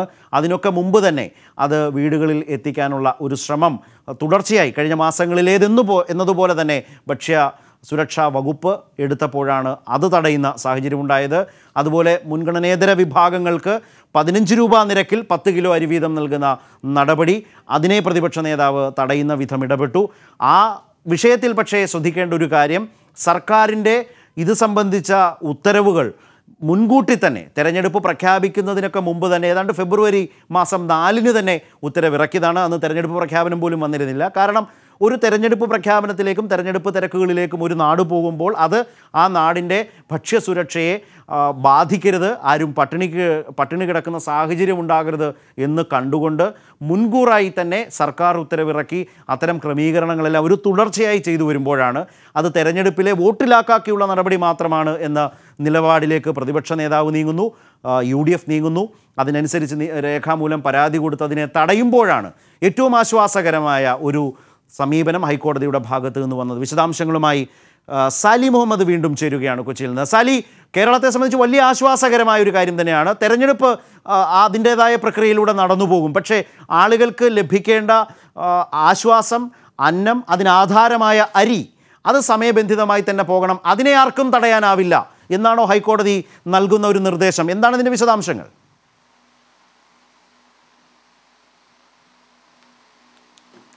ശരത്ത്, തീർച്ചയായും വളരെ ആശ്വാസകരമാണ് കേരളത്തെ സംബന്ധിച്ചിടത്തോളം ഹൈക്കോടതിയുടെ ഈ നിർദ്ദേശം എന്ന കാര്യത്തിൽ തർക്കമില്ല. കാരണം മുൻഗണനേതര വിഭാഗക്കാർക്ക് അരി വിതരണം ചെയ്യാൻ നേരത്തെ തന്നെ സംസ്ഥാന സർക്കാർ തീരുമാനിച്ചിരുന്നു. തെരഞ്ഞെടുപ്പ് പ്രഖ്യാപിക്കുന്നതിന് മുമ്പ് തന്നെ അതിൻ്റെ വിതരണ നടപടികളിലേക്ക് കടക്കുന്നതിന് തൊട്ടു മുമ്പാണ് പ്രതിപക്ഷ നേതാവ് തെരഞ്ഞെടുപ്പ് കമ്മീഷനെ സംബന്ധിച്ച് പരാതി നൽകുകയും തെരഞ്ഞെടുപ്പ് കമ്മീഷൻ അക്കാര്യത്തിൽ ഇടപെട്ടുകൊണ്ട് അരി വിതരണം തടയുകയും ചെയ്തത്. ഇന്നലെയാണ് സംബന്ധിച്ച് തീരുമാനം വന്നതെങ്കിലും ഇന്നലെ രാത്രി തന്നെ ഇതിനെതിരെ ഹൈക്കോടതിയെ സമീപിക്കാൻ സംസ്ഥാന സർക്കാർ തീരുമാനിക്കുകയായിരുന്നു. രാത്രി തന്നെ പെറ്റീഷൻ ഡ്രാഫ്റ്റ് ചെയ്ത് ഹർജി രാവിലെ ടുഡേ ഇട്ടെന്ന് കോടതിയിൽ എത്തിച്ചു.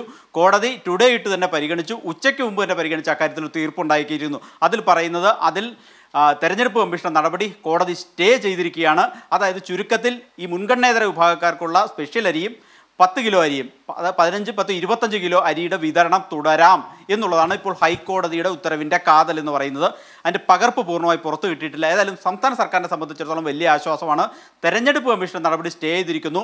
ഇനി അരി വിതരണവുമായി സർക്കാരിന് മുന്നോട്ട് പോകാം. ഒരു പക്ഷേ ഇതിൽ കൂടുതൽ വാദങ്ങൾക്ക് സാധ്യതയുണ്ടോ എന്നുള്ള കാര്യമൊക്കെ കോടതി നടപടികളുടെ പൂർണ്ണ വിവരം പുറത്തു വന്നതിന് ശേഷമേ നമുക്ക് പറയാൻ കഴിയൂ. ഇപ്പോഴത്തെ സാഹചര്യത്തിൽ കോടതി ഇടപെടൽ സംസ്ഥാന സർക്കാരിനും മാത്രമല്ല, സംസ്ഥാന സർക്കാർ വിതരണം ചെയ്യുന്ന അരി കാത്തിരിക്കുന്ന ലക്ഷോപലക്ഷം കേരളത്തിലെ പാവപ്പെട്ട ജനങ്ങൾക്കും ആശ്വാസകരമാണ് കോടതി ഇടപെടൽ. ഈ വാർത്തയും അതുപോലെ ആശ്വാസകരമാണ്. സാലി, ഏതായാലും ഇത് സർക്കാർ ഇന്നലെ തന്നെ ഹർജി തയ്യാറാക്കുന്നു, രാത്രി തന്നെ തയ്യാറാക്കി രാവിലെ തന്നെ ഇന്ന് തന്നെ കേൾക്കും വിധം നടപടികൾ സ്വീകരിക്കുന്നു. ഹൈക്കോടതി അത് കേൾക്കുന്നു. ഇനി അതിൽ എന്തെങ്കിലും നിർദ്ദേശങ്ങളൊക്കെ ആവുന്നെങ്കിൽ ആവട്ടെ. പക്ഷേ ഇത്തരമൊരു ഹർജിയിൽ നിന്നുണ്ടാകേണ്ട അടിയന്തരാശ്വാസം എന്ന് പറയുന്നത് ഈ പ്രതിപക്ഷ നേതാവിൻ്റെ പരാതിയുടെ അടിസ്ഥാനത്തിൽ അരി വിതരണം തടഞ്ഞു വെക്കുക, അത് തടയുക എന്നുള്ളതാണല്ലോ, അല്ലെങ്കിൽ അത് നീക്കുക എന്നുള്ളതാണല്ലോ. അത് സംഭവിക്കുന്നുണ്ടല്ലോ അല്ലേ?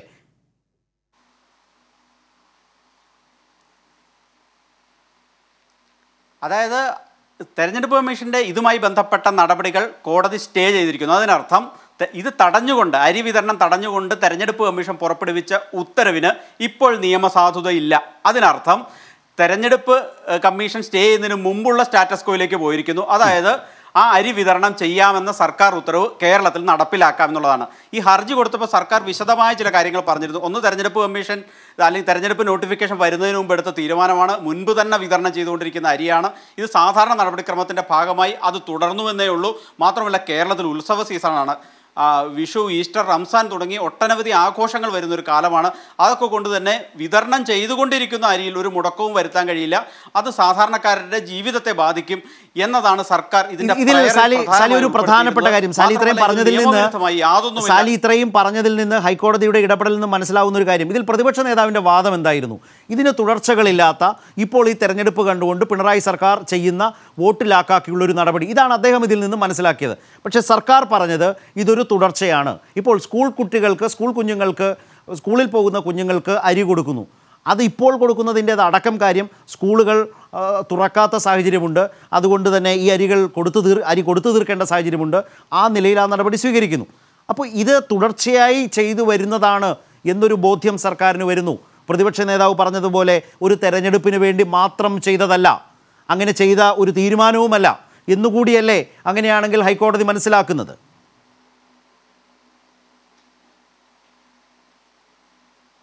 തീർച്ചയായും. മാത്രമല്ല, ഈ സ്കൂൾ വിദ്യാർത്ഥികളുടെ അരിയുടെ കാര്യത്തിൽ സർക്കാരിന് അനുകൂലമായൊരു തീരുമാനം തെരഞ്ഞെടുപ്പ് കമ്മീഷന്റെ ഭാഗത്തു നിന്നുണ്ടായിരുന്നു. അത് വിതരണം തുടരുന്നതിന് തടസ്സമില്ല എന്ന് കമ്മീഷൻ വ്യക്തമാക്കിയിരുന്നു. കാരണം അത് ഈ കോവിഡ് കാലത്ത് കുട്ടികൾ വീട്ടിലിരിക്കുന്ന സമയത്ത് ഉച്ചഭക്ഷണത്തിന് വേണ്ടി ഉപയോഗിച്ചിരുന്ന അരി വീടുകളിൽ കൊടുക്കുന്നതിന് തടസ്സമില്ല എന്നുള്ളതായിരുന്നു സർക്കാർ നിലപാട്. അതുകൊണ്ട് തന്നെ തെരഞ്ഞെടുപ്പ് കമ്മീഷൻ അത് അംഗീകരിക്കുകയും അക്കാര്യത്തിൽ നടപടികളുമായി മുന്നോട്ട് പോവുകയും ചെയ്തിരുന്നു.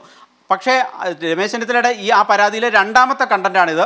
മുൻഗണനേതര വിഭാഗക്കാർക്ക് നൽകുന്ന 10 കിലോ സ്പെഷ്യൽ അരിയും മറ്റൊരു 15 കിലോ അരിയും, അത് രണ്ടും വിതരണം ചെയ്യരുത്. അത് ഏപ്രിൽ 6 വരെ വിതരണം ചെയ്തത് തെരഞ്ഞെടുപ്പിനെ സ്വാധീനിക്കും. തെരഞ്ഞെടുപ്പ് ലക്ഷ്യമിട്ടുള്ള ഒരു പ്രത്യേക പ്രീണന സമീപനമാണ് സർക്കാരിൻ്റെ.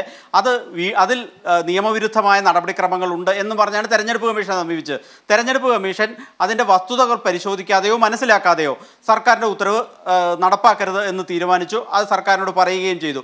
അപ്പോഴാണ് സ്വാഭാവികമായും സർക്കാരിന് പിന്നെ തേടാവുന്ന വഴി നിയമവഴിയാണ്, നിയമ പോരാട്ടമാണ്. ബഹുമാനപ്പെട്ട ഹൈക്കോടതിയെ സർക്കാർ സമീപിച്ചു. ആ ഹൈക്കോടതി ഇന്നലെ തന്നെ കൊടുത്തു. ഇന്ന് രാവിലെ കോടതിയിലെത്തി, ടുഡേ ഇട്ട് കേട്ടു. കോടതി എടുത്ത തീരുമാനം ഇതാണ്. അതിനർത്ഥം സർക്കാർ എടുത്ത നിലപാടിനൊപ്പമാണ് കോടതി എന്നുള്ളതാണ്. ചുരുക്കത്തിൽ ഈ വാർത്ത കേരളത്തിൻ്റെ ജനജീവിതവുമായി ബന്ധപ്പെട്ട ഈ വാർത്ത റിപ്പോർട്ട് ചെയ്യുമ്പോൾ ഞാൻ സോഷ്യൽ മീഡിയയിൽ എന്താണ് പ്രതികരണം എന്നുകൂടി നോക്കിക്കൊണ്ടിരിക്കുകയാണ്. ആളുകളുടെ നിരീക്ഷണങ്ങൾ കമൻറ്റുകളായി കാണാനില്ല, ഞാനത് നോക്കുന്നുണ്ട്. പക്ഷേ ഒരുപാട് ലൈക്കും ലവും കിട്ടുന്നുണ്ട്. സാലി, ഈ വിഷയം, ഹൈക്കോടതിയുടെ ഈ നിർദ്ദേശം വളരെ വേഗം ജനങ്ങളിലേക്ക് എത്തിക്കുമ്പോൾ സാലിയുടെ റിപ്പോർട്ടിന് ആ വിധം നല്ല ലൈക്കും ലവും ഉണ്ട്, സ്നേഹവും പങ്കുവെക്കുന്നുണ്ട് ആളുകൾ. സാലി,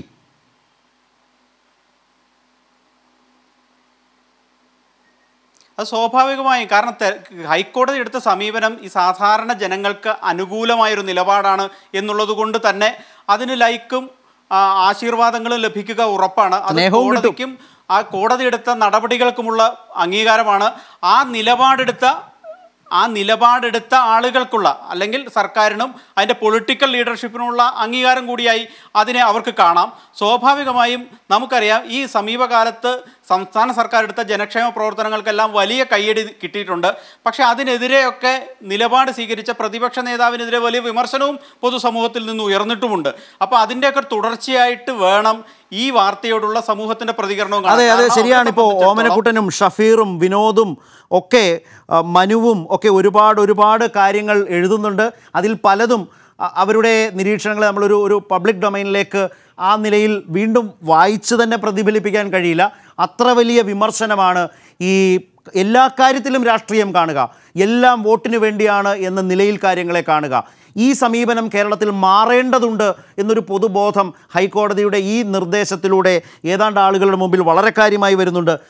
വളരെ വലിയ പ്രതികരണമാണ് വിവിധ കോണുകളിൽ നിന്ന് വന്നുകൊണ്ടിരിക്കുന്നത്. വലിയ തിരിച്ചടിയാണ് പ്രതിപക്ഷ നേതാവിനും സംഘത്തിനും ഇത് നൽകുന്നത് എന്ന് പറയുന്ന ഒരുപാട് ആളുകൾ.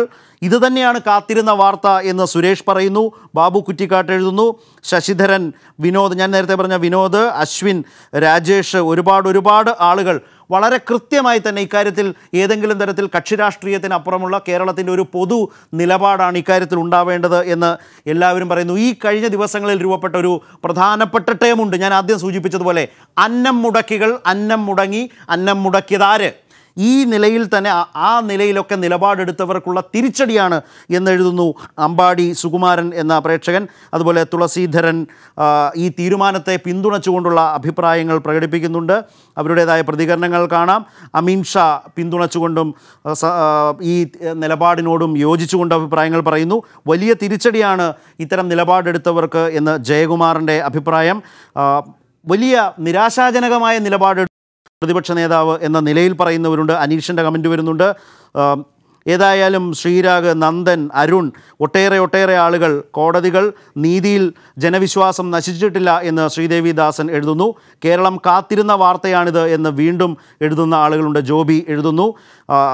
സർക്കാരിന് അഭിനന്ദനങ്ങളും അഭിവാദ്യങ്ങളും അർപ്പിക്കുന്നവരും ചെറുതല്ല. ഈ കൂട്ടത്തിൽ ഒരുപാട് ആളുകളുണ്ട്. നല്ല തീരുമാനമാണ്, ഭക്ഷണമാണ് പ്രധാനം എന്ന് സുബ്രാൻ എഴുതുന്നുണ്ട്. ഒട്ടേറെ ആളുകൾ ഇതുമായി ബന്ധപ്പെട്ട് കമൻറ്റുകൾ ചെയ്യുന്നുണ്ട്. ഞാൻ കുറേയൊക്കെ റാൻഡമായി ഇതെടുത്ത് വായിക്കുന്നു എന്ന് മാത്രമാണ്. ജനങ്ങൾ എങ്ങനെയാണ് കോടതിയിൽ വന്ന ഒരു ജീവൽ പ്രശ്നത്തെ സമീപിക്കുന്നത് എന്നറിയാൻ വേണ്ടി ഞാൻ അതുകൂടി ജനങ്ങളുടെ മുമ്പിലേക്ക് വെക്കുന്നു എന്നുള്ളത് മാത്രമേ ഉള്ളൂ. ഇത്തരത്തിലേക്കൊന്നുമല്ല മുല്ലപ്പള്ളിയും ചെന്നിത്തലയും ഒന്നും പ്രവർത്തിക്കേണ്ടത് എന്ന നിരീക്ഷണങ്ങൾ വരുന്നുണ്ട് ആളുകളിൽ നിന്ന്. രഞ്ജിത്തിൻ്റെ നിലപാട് ആ തരത്തിലുണ്ട്. ഷഫീർ എഴുതുന്നു. അബ്ദുൾ റഷീദ് എഴുതുന്നു. സാലി ഞാനിപ്പോൾ സൂചിപ്പിച്ചത് നമ്മളൊക്കെ ഒരു വാർത്ത ചെയ്യുമ്പോൾ അറിയേണ്ട വിവരങ്ങൾ ജനങ്ങളിലേക്ക് വേഗത്തിലെത്തിക്കുമ്പോൾ അവരെങ്ങനെയാണ് അതിനോട് സമീപിക്കുന്നത് എന്നറിയാൻ കൂടി വേണ്ടിയാണ് ഈ പുതിയ കാലത്ത്, സോഷ്യൽ മീഡിയ വളരെ സജീവമായ ഒരു കാലത്ത് അവരുടെ കൂടി ഭാഗധേയം ഉൾപ്പെടുത്തിക്കൊണ്ട് അവരുടെ അഭിപ്രായങ്ങളെ ചേർത്തുകൊണ്ട് സാലിയുടെ വാർത്ത ഞാൻ കൂടുതലായി ആളുകളുമായി പങ്കുവെക്കുകയായിരുന്നു. സാലി പറഞ്ഞോളൂ, തുടർന്നോളൂ.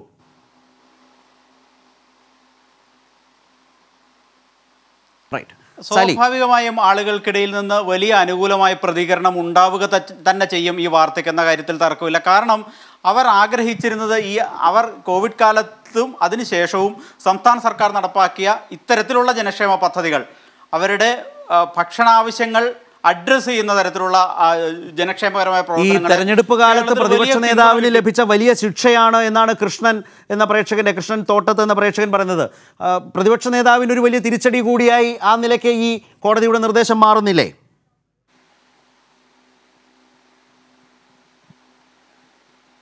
തീർച്ചയായും. കാരണം പ്രതിപക്ഷ നേതാവിനെ കഴിഞ്ഞ ദിവസം മുഖ്യമന്ത്രി വാർത്താ സമ്മേളനത്തിൽ വിശേഷിപ്പിച്ചത് അന്നം മുടക്കികൾ എന്ന അർത്ഥത്തിൽ തന്നെയാണ്. അത് ഭരണകക്ഷിയിലെ മുഴുവൻ നേതാക്കളും ആ അർത്ഥത്തിൽ തന്നെയാണ് പ്രസംഗിക്കുന്നതും. സോഷ്യൽ മീഡിയയിലും ഇടത് സൈബർ പോരാളികൾ അത്തരത്തിൽ തന്നെയാണ് ഈ കാര്യങ്ങളെ കാണുന്നതും. അതിനർത്ഥം അത് പൊതുസമൂഹത്തിൻ്റെ ഒരു വികാരമായി അതിനെല്ലാം നമ്മൾ ചേർത്ത് വായിക്കണം. അപ്പോൾ കൃത്യമായി പറഞ്ഞാൽ ആളുകളുടെ അന്നം മുടക്കുന്ന തരത്തിലേക്ക് രാഷ്ട്രീയം മാറുന്നതിനെതിരെ ഒരു പൊതുവികാരം സമൂഹത്തിലുണ്ട്. അത് ഇതിനെ രമേശ് ചെന്നിത്തല ഈ കാര്യത്തിൽ വിമർശിക്കുന്നവരെല്ലാം ഇടതനുകൂലികളോ ഇടതുപക്ഷത്തിന് വോട്ട് ചെയ്യുന്നവരോ ഒന്നുമല്ല. പക്ഷേ ഭക്ഷണം കഴിക്കുന്നവരും അരി ആവശ്യമുള്ളവരോ അവരെല്ലാം വിമർശിക്കുന്നത് ഈ നിലപാടിനെയാണ്. അതുകൊണ്ട് ജനങ്ങളുടെ നിലപാടുകളാണ് പ്രധാനം. നമ്മളൊക്കെ പറയുന്നതിനപ്പുറം തന്നെയാണ് അത് എപ്പോഴും നിൽക്കുന്നത്. കോടതി ജനനന്മയ്ക്കൊപ്പമാണ്, അതാണ് ശരിയും ന്യായവും എന്ന് സ്റ്റീഫൻ എന്ന പ്രേക്ഷകൻ എഴുതുന്നത് വളരെ പ്രധാനപ്പെട്ടതാണ്. Congratulations to honourable CM and civil supplies department. Pity on you opposition leader എന്ന് സാബു ഫിലിപ്പിന് എഴുതാൻ ഒരു മടിയും കാണുന്നില്ല. വളരെ ശക്തമാണ് ആളുകളുടെ പ്രതികരണങ്ങൾ. ഇതിൻ്റെ ബാക്കി ഏപ്രിൽ 6 കാണാം എന്ന് പറയുന്ന ജനങ്ങളുടെ വിലയിരുത്തലുകൾ എഴുതുന്ന ജോമോൻ എന്ന പ്രേക്ഷകൻ്റെ കമൻ്റ് എൻ്റെ മുമ്പിൽ വരുന്നു. അരുൺ എഴുതുന്നു, പാവപ്പെട്ടവരുടെ അന്നം മുടക്കാൻ നടക്കുന്നവർക്ക് കിട്ടുന്ന വലിയ പ്രഹരമാണ്, തിരിച്ചടിയാണ് എന്ന് പറയുന്ന നിലയിലുണ്ട്. ഞാൻ ഇത് പറയുമ്പോഴും എല്ലാ പ്രതികരണങ്ങളും ഒന്നും പ്രേക്ഷകരുടെ മുമ്പിലേക്ക് കൊണ്ടുവരാൻ മനുഷ്യസാധ്യമല്ല എന്നുള്ളതറിയാം. അത്രമേൽ കമൻറ്റുകൾ വന്നുകൊണ്ടിരിക്കുകയാണ്. ശക്തമായ ആളുകൾ അവരുടെ അഭിപ്രായങ്ങൾ എഴുതുകയാണ്. ഏതെങ്കിലും ഒരു പോയിന്റിൽ ഈ പ്രതിപക്ഷ നേതാവിൻ്റെ നടപടി ഉചിതമായി അത് വേണ്ടതാണ്, ആര് തിരിച്ചടി നൽകിയാലും എന്നെഴുതാൻ ആരെങ്കിലും തയ്യാറാകുന്നില്ല എന്നതുകൂടി ശ്രദ്ധേയമാണ്. നിശ്ചയമായും വ്യത്യസ്തമായ അഭിപ്രായങ്ങൾ വരാറുണ്ട്. നേരത്തെ സാലി പറഞ്ഞ പോലെ ഈ അഭിപ്രായപ്പെടുന്നവരോ ഒക്കെ അവർ പൂർണ്ണമായും ഇടതുപക്ഷ വോട്ടർമാരൊന്നും ആകണം എന്നില്ല. പക്ഷേ കേരളത്തിൻ്റെ ഒരു പൊതു പ്രശ്നത്തിൽ മലയാളികൾ, കേരളീയർ ഒന്നിച്ചു നിൽക്കുന്നു എന്നുള്ളതാണ്. അത് നമ്മൾ ഈ ഓഖി മുതൽ ഇങ്ങോട്ട് കണ്ടു തുടർന്നു വന്നതാണ്. അതിൻ്റെ തുടർച്ച ഈ വിഷയത്തിലും ഉണ്ടാകുന്നു എന്നുള്ളതാണ്. പിഴവുകൾ, നിലപാടുകളും നയങ്ങളും തന്ത്രങ്ങളും സ്വീകരിക്കുന്നതിൽ നേതാക്കൾക്ക് പിഴവുകൾ പറ്റിയാൽ അതിനെ ജനം തിരുത്തുന്ന ഒരു കാലത്താണ് നമ്മൾ ജീവിക്കുന്നത് എന്നുള്ളത് കൂടിയാണ്. ഹൈക്കോടതിക്ക് അഭിനന്ദനങ്ങൾ എന്ന് പറഞ്ഞുകൊണ്ട് അനിൽ എഴുതുന്നു. ഇത് പാവങ്ങളുടെ വിജയമാണ് എന്ന് നിതിൻ പറഞ്ഞ നിലപാടുണ്ട്. രാമകൃഷ്ണൻ ഒക്കെ കുറേ കൂടി ശക്തമായ ചെന്നിത്തല പ്രതിപക്ഷ നേതാവ് വിമർശനം എഴുതിയിട്ടുണ്ട്. ഞാൻ ആ നിലയിൽ അത് ആവർത്തിക്കുന്നില്ല എന്നും മാത്രം. പക്ഷേ ഇതൊക്കെ ഒരു തിരിച്ചറിവാണ് നേതാക്കളെ സംബന്ധിച്ച്. തെരഞ്ഞെടുപ്പ് വോട്ടിന് വേണ്ടിയാണ് സർക്കാർ ഇത് ചെയ്തത് എന്ന് പറഞ്ഞാൽ പറയുന്നവർ ചിന്തിക്കേണ്ട ഒരു കാര്യമുണ്ട്. തെരഞ്ഞെടുപ്പ് കാലത്ത് വോട്ടിന് വേണ്ടി എന്തും ചെയ്യാമോ? ആർക്ക് എന്ത് ദോഷം ഇതുകൊണ്ട് സംഭവിക്കും? എന്ത് തരം പ്രശ്നമാണ്, എന്തു തരം അവസ്ഥ ഈ നിലപാടുകൾ കൊണ്ട് സൃഷ്ടിക്കപ്പെടുമെന്ന് ചിന്തിക്കാതെ പോകുന്നതിൻ്റെ ബുദ്ധിമുട്ടുകൾ ഇതിലുണ്ടോ എന്ന് പ്രതിപക്ഷ നേതാവും ചിന്തിക്കേണ്ടതാണ്. ഏതായാലും വളരെ ശക്തമായ പ്രസക്തമായ പ്രതികരണങ്ങൾ വന്നുകൊണ്ടിരിക്കുകയാണ്. ഏതായാലും സാലിക്ക് എന്താണ് തോന്നുന്നത്? പ്രതിപക്ഷ നേതാവ് സുപ്രീം കോടതിയിൽ പോകുമോ?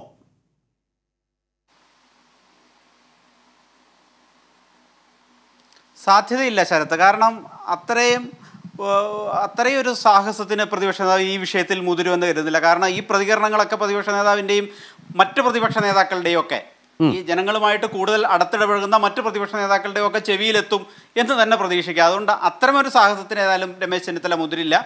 പക്ഷേ ഇത്തരം മറ്റ് പ്രവർത്തികൾ പ്രതിപക്ഷത്തിൻ്റേതല്ലാത്ത പ്രതിപക്ഷത്തിൻ്റെ ഒരു ഉത്തരവാദിത്തപ്പെട്ട പ്രതിപക്ഷത്തിൻ്റേതല്ലാത്ത ചില പ്രവൃത്തികൾ രമേശ് ചെന്നിത്തലയുടെ ഭാഗത്തുനിന്ന് ഇനിയും പ്രതീക്ഷിക്കാം. അതാണ് പൊതുജനങ്ങളിൽ നിന്ന് അവർക്കെതിരായ ഒരു പൊതുവികാരം ഉയരാനും കാരണം. അതിലൊരു സംഭവം മാത്രമാണ് ഇത്. അത്തരം സംഭവങ്ങൾ ഇനി തുടർന്നാൽ ആളുകൾ ഇങ്ങനെ തന്നെ പ്രതികരിച്ചുകൊണ്ടേയിരിക്കും എന്നുള്ളതേ നമുക്ക് പറയാൻ കഴിയൂ. റൈറ്റ്. ഏറ്റവും പ്രധാനപ്പെട്ട ഒരു വാർത്തയാണ് ഇപ്പോൾ പ്രേക്ഷകർക്ക് മുമ്പിൽ കൊച്ചിയിൽ നിന്ന് സാലി മുഹമ്മദ് എത്തിച്ചത്. അതിനോടുള്ള ജനങ്ങളുടെ പ്രതികരണം അടക്കം ചേർത്തുകൊണ്ടാണ് മിഡ് ഡേ ന്യൂസ് ജനങ്ങളുമായി ഈ വാർത്ത പങ്കുവച്ചത്. വളരെ പ്രധാനപ്പെട്ട ഇടപെടൽ ഹൈക്കോടതിയിൽ നിന്ന് വന്നു. അരി വിതരണം തുടരാം. പ്രതിപക്ഷ നേതാവിൻ്റെ പരാതിയുടെ അടിസ്ഥാനത്തിലുള്ള ഇലക്ഷൻ കമ്മീഷൻ്റെ നടപടി തടഞ്ഞുകൊണ്ട്, അതായത് സ്റ്റേ ചെയ്തുകൊണ്ട് ഹൈക്കോടതിയുടെ ഉത്തരവ് വന്നു എന്നുള്ളതാണ് വന്ന ആ വളരെ പ്രധാനപ്പെട്ട വിവരം. മറ്റു വാർത്തകളിലേക്ക് മിഡ് ഡേ ന്യൂസ് വേഗത്തിലൊന്ന് പോവുകയാണ്. ഇരട്ട വോട്ട് പ്രശ്നത്തിൽ ചെന്നിത്തലയ്ക്കെതിരെ തെരഞ്ഞെടുപ്പ് കമ്മീഷൻ്റെ വിമർശനം.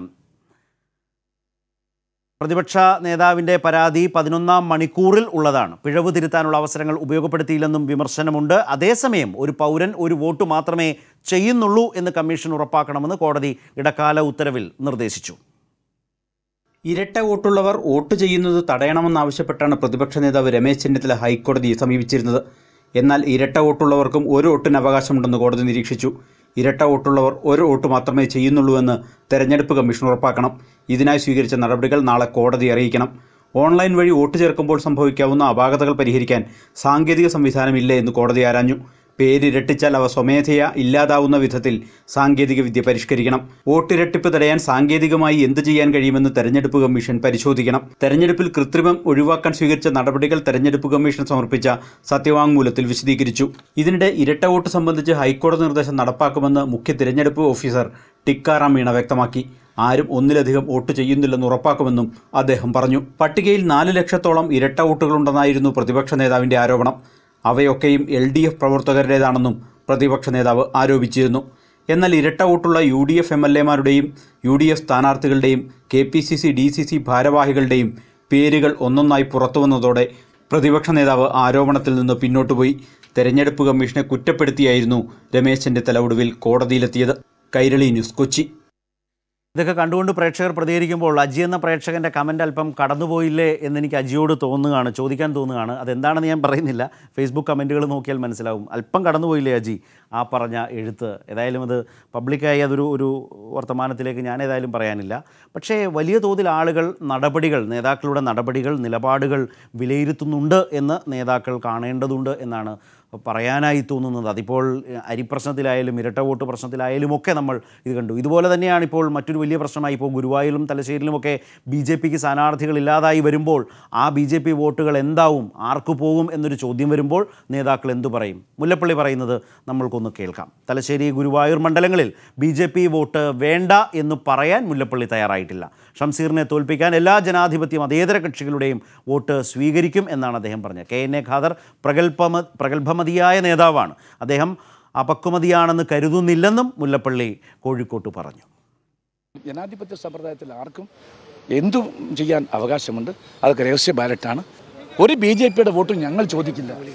ഷംസീറിനെ തോൽപ്പിക്കാൻ ജനാധിപത്യ മതേതര വിശ്വാസികൾ ഞങ്ങളുടെ കൂടെ നിലയുറപ്പിക്കും എന്നാണ് എൻ്റെ ഉത്തമ വിശ്വാസം. എല്ലാ കാര്യങ്ങളെക്കുറിച്ചും തെളിഞ്ഞ കാഴ്ചപ്പാടില്ല, പ്രഗത്ഭമതിയായ കേരളത്തിൻ്റെ ഭാവി വാഗ്ദാനമായിട്ടുള്ളൊരു നേതാവാണ് ശ്രീമാൻ KNA ഖാദർ. ആ ഖാദർ അപക്വമതിയാണ് എന്ന് വിശ്വസിക്കാനുള്ള മൗഢ്യമൊന്നും എനിക്കില്ല. ഏതായാലും മുല്ലപ്പള്ളിക്ക് ഇക്കാര്യങ്ങളെക്കുറിച്ച് നേരിട്ടൊരു നിലപാട് പറയുന്നതിന് പകരം സ്ഥാനാർത്ഥികളുടെ പ്രാഗൽഭ്യത്തെക്കുറിച്ചുള്ളൊരു വർണ്ണനയിലേക്കാണ് മുല്ലപ്പള്ളി എന്ന KPCC പ്രസിഡന്റ് പോയത്. പകരം ഖാദർ എന്ന KN ഖാദർ എന്ന നേതാവ് ഗുരുവായൂരിൽ വർഗീയ ശക്തികളുടെ വോട്ട് വേണ്ട, BJPയുടെ അടക്കം വോട്ട് വേണ്ട എന്ന് പറയുമോ എന്ന് ചോദിച്ചാൽ അദ്ദേഹം പ്രഗത്ഭമതിയാണ് എന്നൊരു മറുപടി അതിന് ചേർന്നതാണോ പാകമാണോ എന്നൊരു സംശയം അത് കേൾക്കുമ്പോൾ ബാക്കിയായി നമ്മുടെ മുമ്പിൽ ഉണ്ടാകും. അതുതന്നെയാണ് തലശ്ശേരിയുടെയും കാര്യത്തിൽ. ഏതായാലും സുരേഷ് ഗോപിയുടെ പ്രസ്താവന അദ്ദേഹത്തിൻ്റെ മനസ്സിലുള്ള കാര്യം അങ്ങ് തുറന്നു പറഞ്ഞത് നിലയിൽ തന്നെയാണ് കാര്യങ്ങൾ മനസ്സിലാക്കേണ്ടത് എന്നാണ് വിജയരാഘവൻ പറഞ്ഞത് സുരേഷ് ഗോപിയുടെ ഇന്നലത്തെ പ്രസ്താവനയെക്കുറിച്ച്. BJPയുടെ ഒരു നിയമസഭാ സ്ഥാനാർത്ഥിയായിട്ട് മത്സരിക്കുമ്പോൾ അദ്ദേഹം മനസ്സിലുള്ളത് അങ്ങ് പറഞ്ഞു പോകുന്നു, അത്രേ ഉള്ളൂ. അത് നമുക്കറിയാലോ. ഇപ്പോഴത്തെ ഒരു അദ്ദേഹത്തിൻ്റെ ഒരു പരിണാമമുണ്ട്. സിനിമാ നടനിൽ നിന്ന് രാഷ്ട്രീയക്കാരനിലേക്ക് മാറുമ്പോൾ അദ്ദേഹം നടത്തുന്ന പ്രസ്താവനകളായിട്ട് അതിനെ കണ്ടാൽ. ഇനി കെ സുരേന്ദ്രൻ എന്താണ് പറയുന്നത് എന്നാണ് കേൾക്കേണ്ടത്. ഗുരുവായൂരിൽ KN ഖാദർ വിജയിക്കണമെന്ന സുരേഷ് ഗോപിയുടെ അഭിപ്രായത്തെ തള്ളിപ്പറയാനൊന്നും അദ്ദേഹം തയ്യാറായില്ല. സുരേഷ് ഗോപിയുടേത് വ്യക്തിപരമായ അഭിപ്രായമാണ് എന്ന് പറഞ്ഞൊഴിയാനും സുരേന്ദ്രൻ ശ്രമിച്ചു.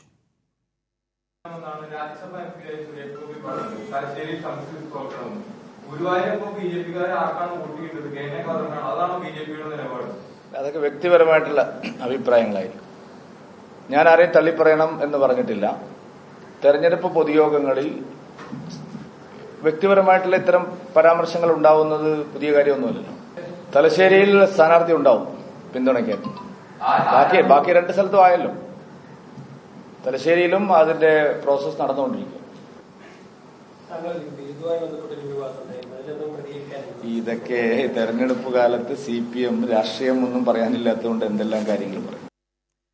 സത്യത്തിൽ സുരേഷ് ഗോപിയുടെ പരാമർശത്തെക്കുറിച്ച് കെ സുരേന്ദ്രൻ പറഞ്ഞത് ഏതെങ്കിലും തരത്തിൽ ബോധ്യപ്പെടുന്നതായി മാറുന്നുണ്ടോ എന്നൊരു ചോദ്യം ബാക്കിയാണ്. കാരണം ഒന്നാമത് സുരേഷ് ഗോപി പറഞ്ഞത് ഏതെങ്കിലും തെരഞ്ഞെടുപ്പ് യോഗത്തിലൊന്നുമല്ല. മാധ്യമപ്രവർത്തകരുടെ ചോദ്യത്തിന് ചോദിച്ചു മേടിച്ചു പറഞ്ഞതാണ് അദ്ദേഹം. 1. 2, ശ്രീ സുരേന്ദ്രൻ പറയുന്നത് പോലെയാണെങ്കിൽ ഗുരുവായൂരിൽ KN ഖാദർ ജയിക്കണമെന്ന് NDAയുടെ സ്ഥാനാർത്ഥിയായുള്ള സുരേഷ് ഗോപി ഒരു തരത്തിലും പറയാൻ പാടില്ല. പ്രത്യേകിച്ച് സ്ഥാനാർത്ഥിയാണ്, BJP നേതാവാണ്, വലിയ നിലയിൽ ഈ രാഷ്ട്രീയം മനസ്സിലാകുന്നയാളാണ്. അതെല്ലാം മാറ്റിവെച്ചുകൊണ്ട് ഉള്ള കാര്യം സുരേഷ് ഗോപി തുറന്നു പറയുകയാണ്. അവിടെ ഗുരുവായൂരിൽ ഏതോ ഒരു സ്വതന്ത്ര സ്ഥാനാർത്ഥിയെ BJPയും NDAയും പിന്തുണയ്ക്കുന്നുണ്ട് എന്ന നിലയിൽ അവർ തന്നെ പറഞ്ഞിട്ടുള്ളതാണ്. അങ്ങനെ ഇരിക്കെ അതേ ഗുരുവായൂരിൽ UDFൻ്റെ മുസ്ലിം ലീഗ് നേതാവായിട്ടുള്ള സ്ഥാനാർത്ഥി വിജയിക്കണം, എങ്ങനെയും ജയിക്കണം എന്നൊക്കെ സുരേഷ് ഗോപി പറയുന്നത് ഏതെങ്കിലും തരത്തിലുള്ള വ്യക്തിപരമായ അഭിപ്രായമാണ് എന്ന് കെ സുരേന്ദ്രൻ പറഞ്ഞാൽ അത് ഏത് നിലയ്ക്കാണ് രാഷ്ട്രീയമായി യുക്തിസഹമാവുക എന്ന ചോദ്യം നിൽക്കുന്നു. അതേപോലെ ഒരു ആരെങ്കിലും പിന്തുണയ്ക്കാൻ തലശ്ശേരിയിൽ BJP തപ്പി നടക്കുന്നു എന്നാണ് ശ്രീ സുരേന്ദ്രൻ പറഞ്ഞത്. അതുണ്ടാവും എന്നും പറയുന്നു. അങ്ങനെ ഇരിക്കെ എങ്ങനെയും ഷംസീറിനെ തോൽപ്പിക്കണം എന്ന് സുരേഷ് ഗോപി പറഞ്ഞാൽ എങ്ങനെയാണത് പൊരുത്തപ്പെടാനാവുക? അപ്പോൾ സുരേന്ദ്രൻ എന്ന BJP സംസ്ഥാന പ്രസിഡൻറ്റിൻ്റെ പരാമർശങ്ങൾ ഏതെങ്കിലും തരത്തിൽ ഉയർന്ന പ്രശ്നത്തിനുള്ള രാഷ്ട്രീയമായ മറുപടി പോലും ആകുന്നില്ല എന്ന ആളുകൾ പറഞ്ഞാൽ അവരെ ഒരു തരത്തിലും കുറ്റം പറയാനാവില്ല. ഇതാണ് വളരെ വലിയ തോതിൽ രാഷ്ട്രീയ വിലയിരുത്തലുകൾക്കും വിമർശനങ്ങൾക്കും നിരീക്ഷണങ്ങൾക്കും ഒക്കെ ഇടയാക്കിയ ആ സുരേഷ് ഗോപി വാചകം. അതിൻ്റെ അടിസ്ഥാനത്തിലാണ് ഇപ്പോൾ നമ്മളിതെല്ലാം കണ്ടത്, ഈ നേതാക്കൾ പറഞ്ഞതൊക്കെ. ഇന്നിപ്പോൾ സംസ്ഥാന സർക്കാരിനെ മോശപ്പെടുത്താൻ ഉദ്ദേശിച്ച് ചില ഉദ്യോഗസ്ഥർ ബോധപൂർവം നടത്തുന്ന നീക്കങ്ങൾക്കെതിരെ ജാഗ്രത പാലിക്കണം എന്ന് CPIM സംസ്ഥാന സെക്രട്ടേറിയറ്റ് ആഹ്വാനം ചെയ്തു.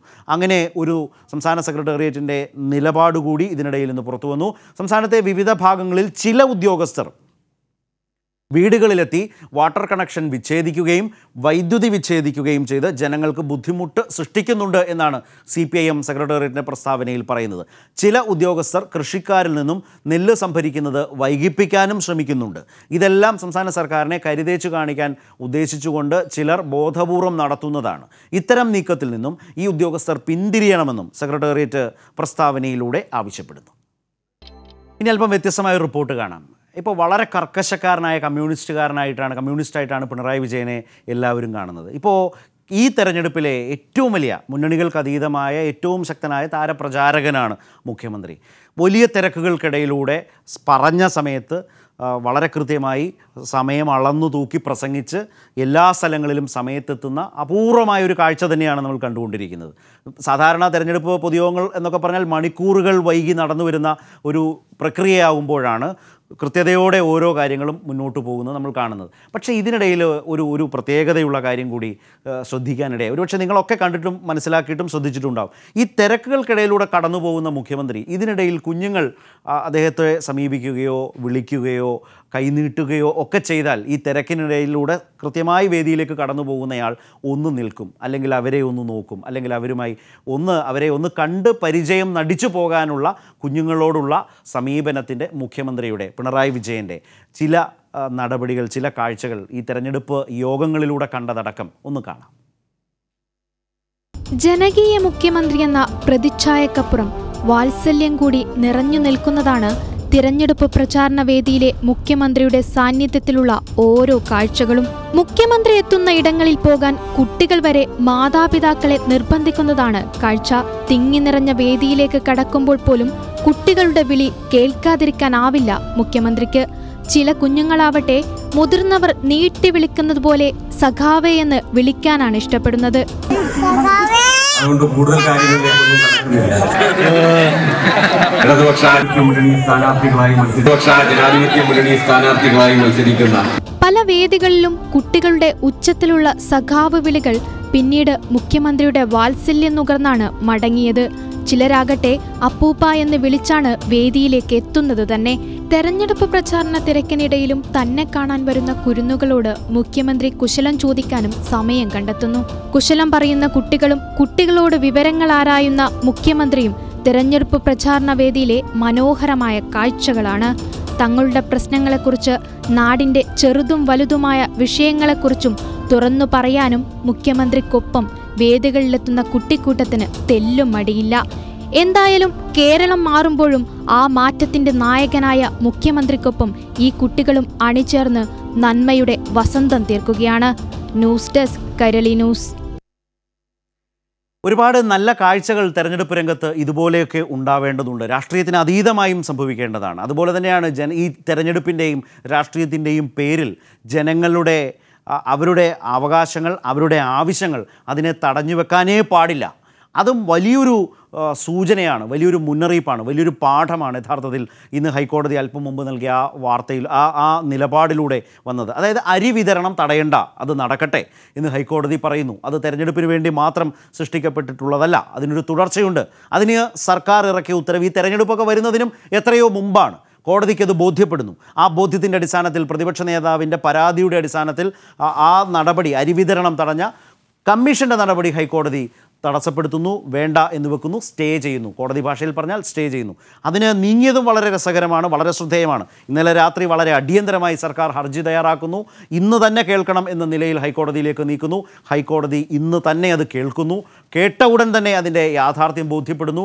അത് മാറ്റിവെക്കാതെ, നീട്ടിവെക്കാതെ, ഉച്ചയ്ക്ക് ശേഷം എന്ന നിലയിൽ പോലും എടുക്കാതെ ഉടൻ തന്നെ ഹൈക്കോടതി അതിൽ വേണ്ട തീരുമാനമെടുക്കുന്നു. അങ്ങനെ ആ ഹൈക്കോടതി കമ്മീഷൻ്റെ ഉത്തരവിന് സ്റ്റേ നൽകുകയും ചെയ്യുന്നു. ഇത്രയും നമ്മൾ പറഞ്ഞു കഴിഞ്ഞ കാര്യമാണ്. അപ്പോൾ ഓർക്കേണ്ട ഒരു കാര്യമുണ്ട്. ഈ നിലയിൽ അരി വിതരണം തടഞ്ഞപ്പോൾ ഒരു കഞ്ഞിവെപ്പ് സമരം കേരളം കണ്ടു. ആ കഞ്ഞിവെപ്പ് സമരത്തിലൂടെ നേരത്തെ DYFI വളരെ ശക്തമായി ഈ തീരുമാനത്തിനെതിരെ, പ്രതിപക്ഷ നേതാവിൻ്റെ നിലപാടിനെതിരെ പ്രതിഷേധിച്ച് രംഗത്ത് വന്നു. ഞാനിന്നൊരു പത്രത്തിൽ കണ്ട ഒരു ചിത്രം, സീതാറാം യെച്ചൂരി തിളച്ചു വരുന്ന കഞ്ഞി ഒരു തവി ഉപയോഗിച്ച് കോരുന്ന ഒരു കാഴ്ച, ഒരു ചിത്രം ഇന്നത്തെ പത്രങ്ങളിൽ ഏതോ ഒരു പത്രത്തിൽ കാണാനിടയായി. ആ നിലയിൽ പ്രതിഷേധിക്കുന്ന ആളുകൾക്ക് ഈ വിവരം, ഈ വിധി, ഈ ഉത്തരവ് എന്തുതരം ഊർജ്ജമാണ് നൽകുന്നത്, അല്ലെങ്കിൽ എന്തുതരം പ്രതികരണമാണ് അവരിൽ നിന്ന് ഇനി വരാൻ പോകുന്നത് എന്നതുകൂടി അറിയേണ്ടതാണ്. ആ സമരം ചെയ്തവരെ പാതി വഴിയിൽ മറക്കാൻ മലയാളിക്കാവുകയുമില്ല. ലെസ്ലി ജോൺ ചേരുകയാണ്. ലെസ്ലി, ഞാൻ ഈ പറഞ്ഞ DYFI കഞ്ഞി വെച്ച് സമരം ചെയ്ത് പ്രതിഷേധിച്ചു. അപ്പോൾ അരി വിതരണം ചെയ്യാമെന്ന് ഹൈക്കോടതി പറഞ്ഞാൽ കഞ്ഞി വെച്ച് സമരം ചെയ്തവർ എന്തു ചെയ്യും? അവർ എങ്ങനെയാണ് അവരുടെ ആ വിജയം, ആ നേട്ടം, ആ സന്തോഷം പ്രകടിപ്പിക്കുക? ശരത്ത്, തീർച്ചയായും അതൊരു ചോദ്യചിഹ്നമാണ്. ആ ചോദ്യചിഹ്നത്തിനുള്ള മറുപടി DYFIയുടെ സംസ്ഥാന നേതൃത്വം നമുക്ക് നൽകിക്കഴിഞ്ഞു.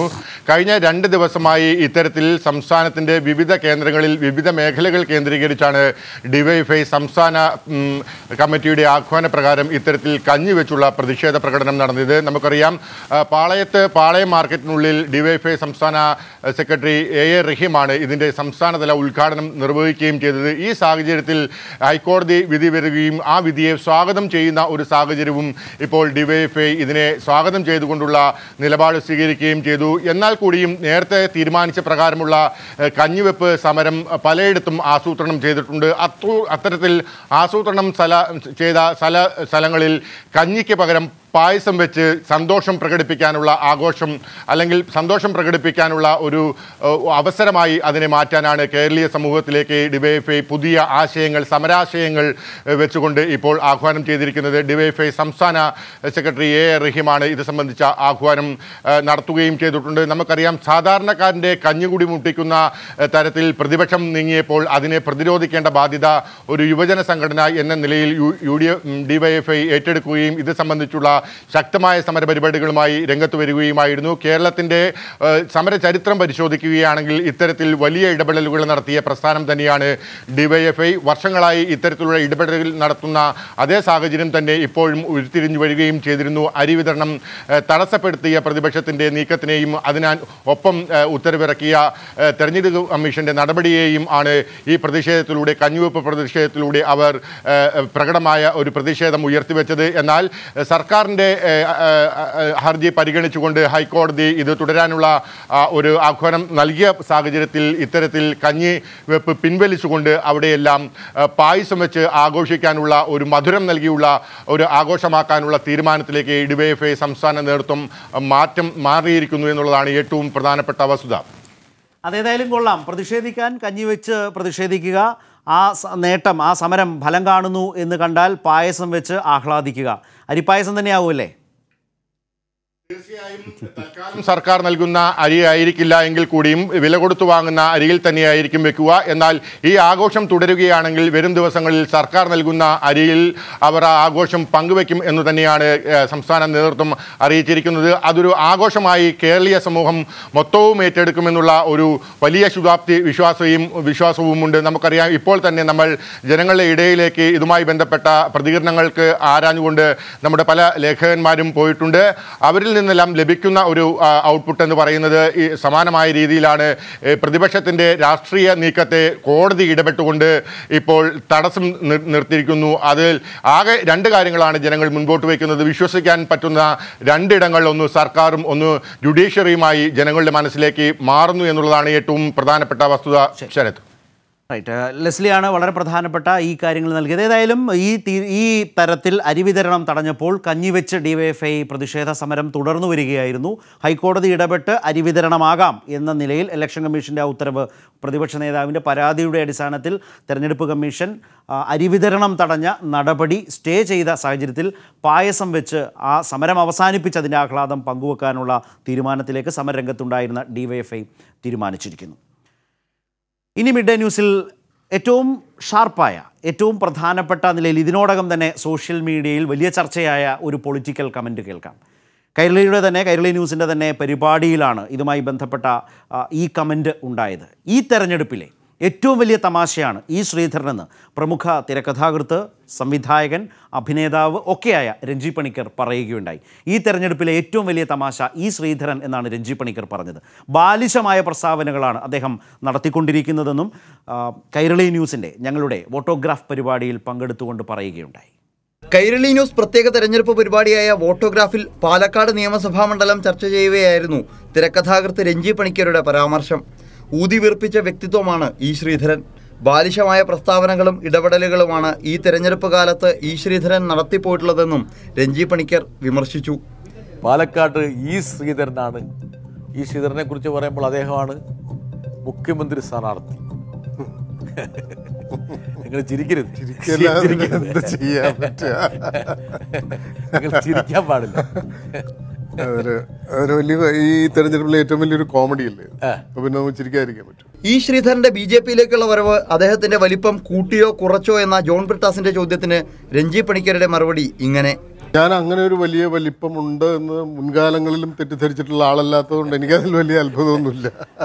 പക്ഷേ രാജ്യം വലിയ പദവികൾ നൽകി ആദരിച്ചിട്ടുള്ള വ്യക്തിയാണ്. അല്ല, അതുകൊണ്ടൊന്നും നമ്മൾ ഒരാളെ ആവശ്യത്തിലധികം ഊതി വീർപ്പിക്കുമ്പോൾ ഉണ്ടാകുന്ന ഒരു ദുരന്തമാണ് ഈ ശ്രീധരന്റെ കാര്യത്തിൽ സംഭവിച്ചത്.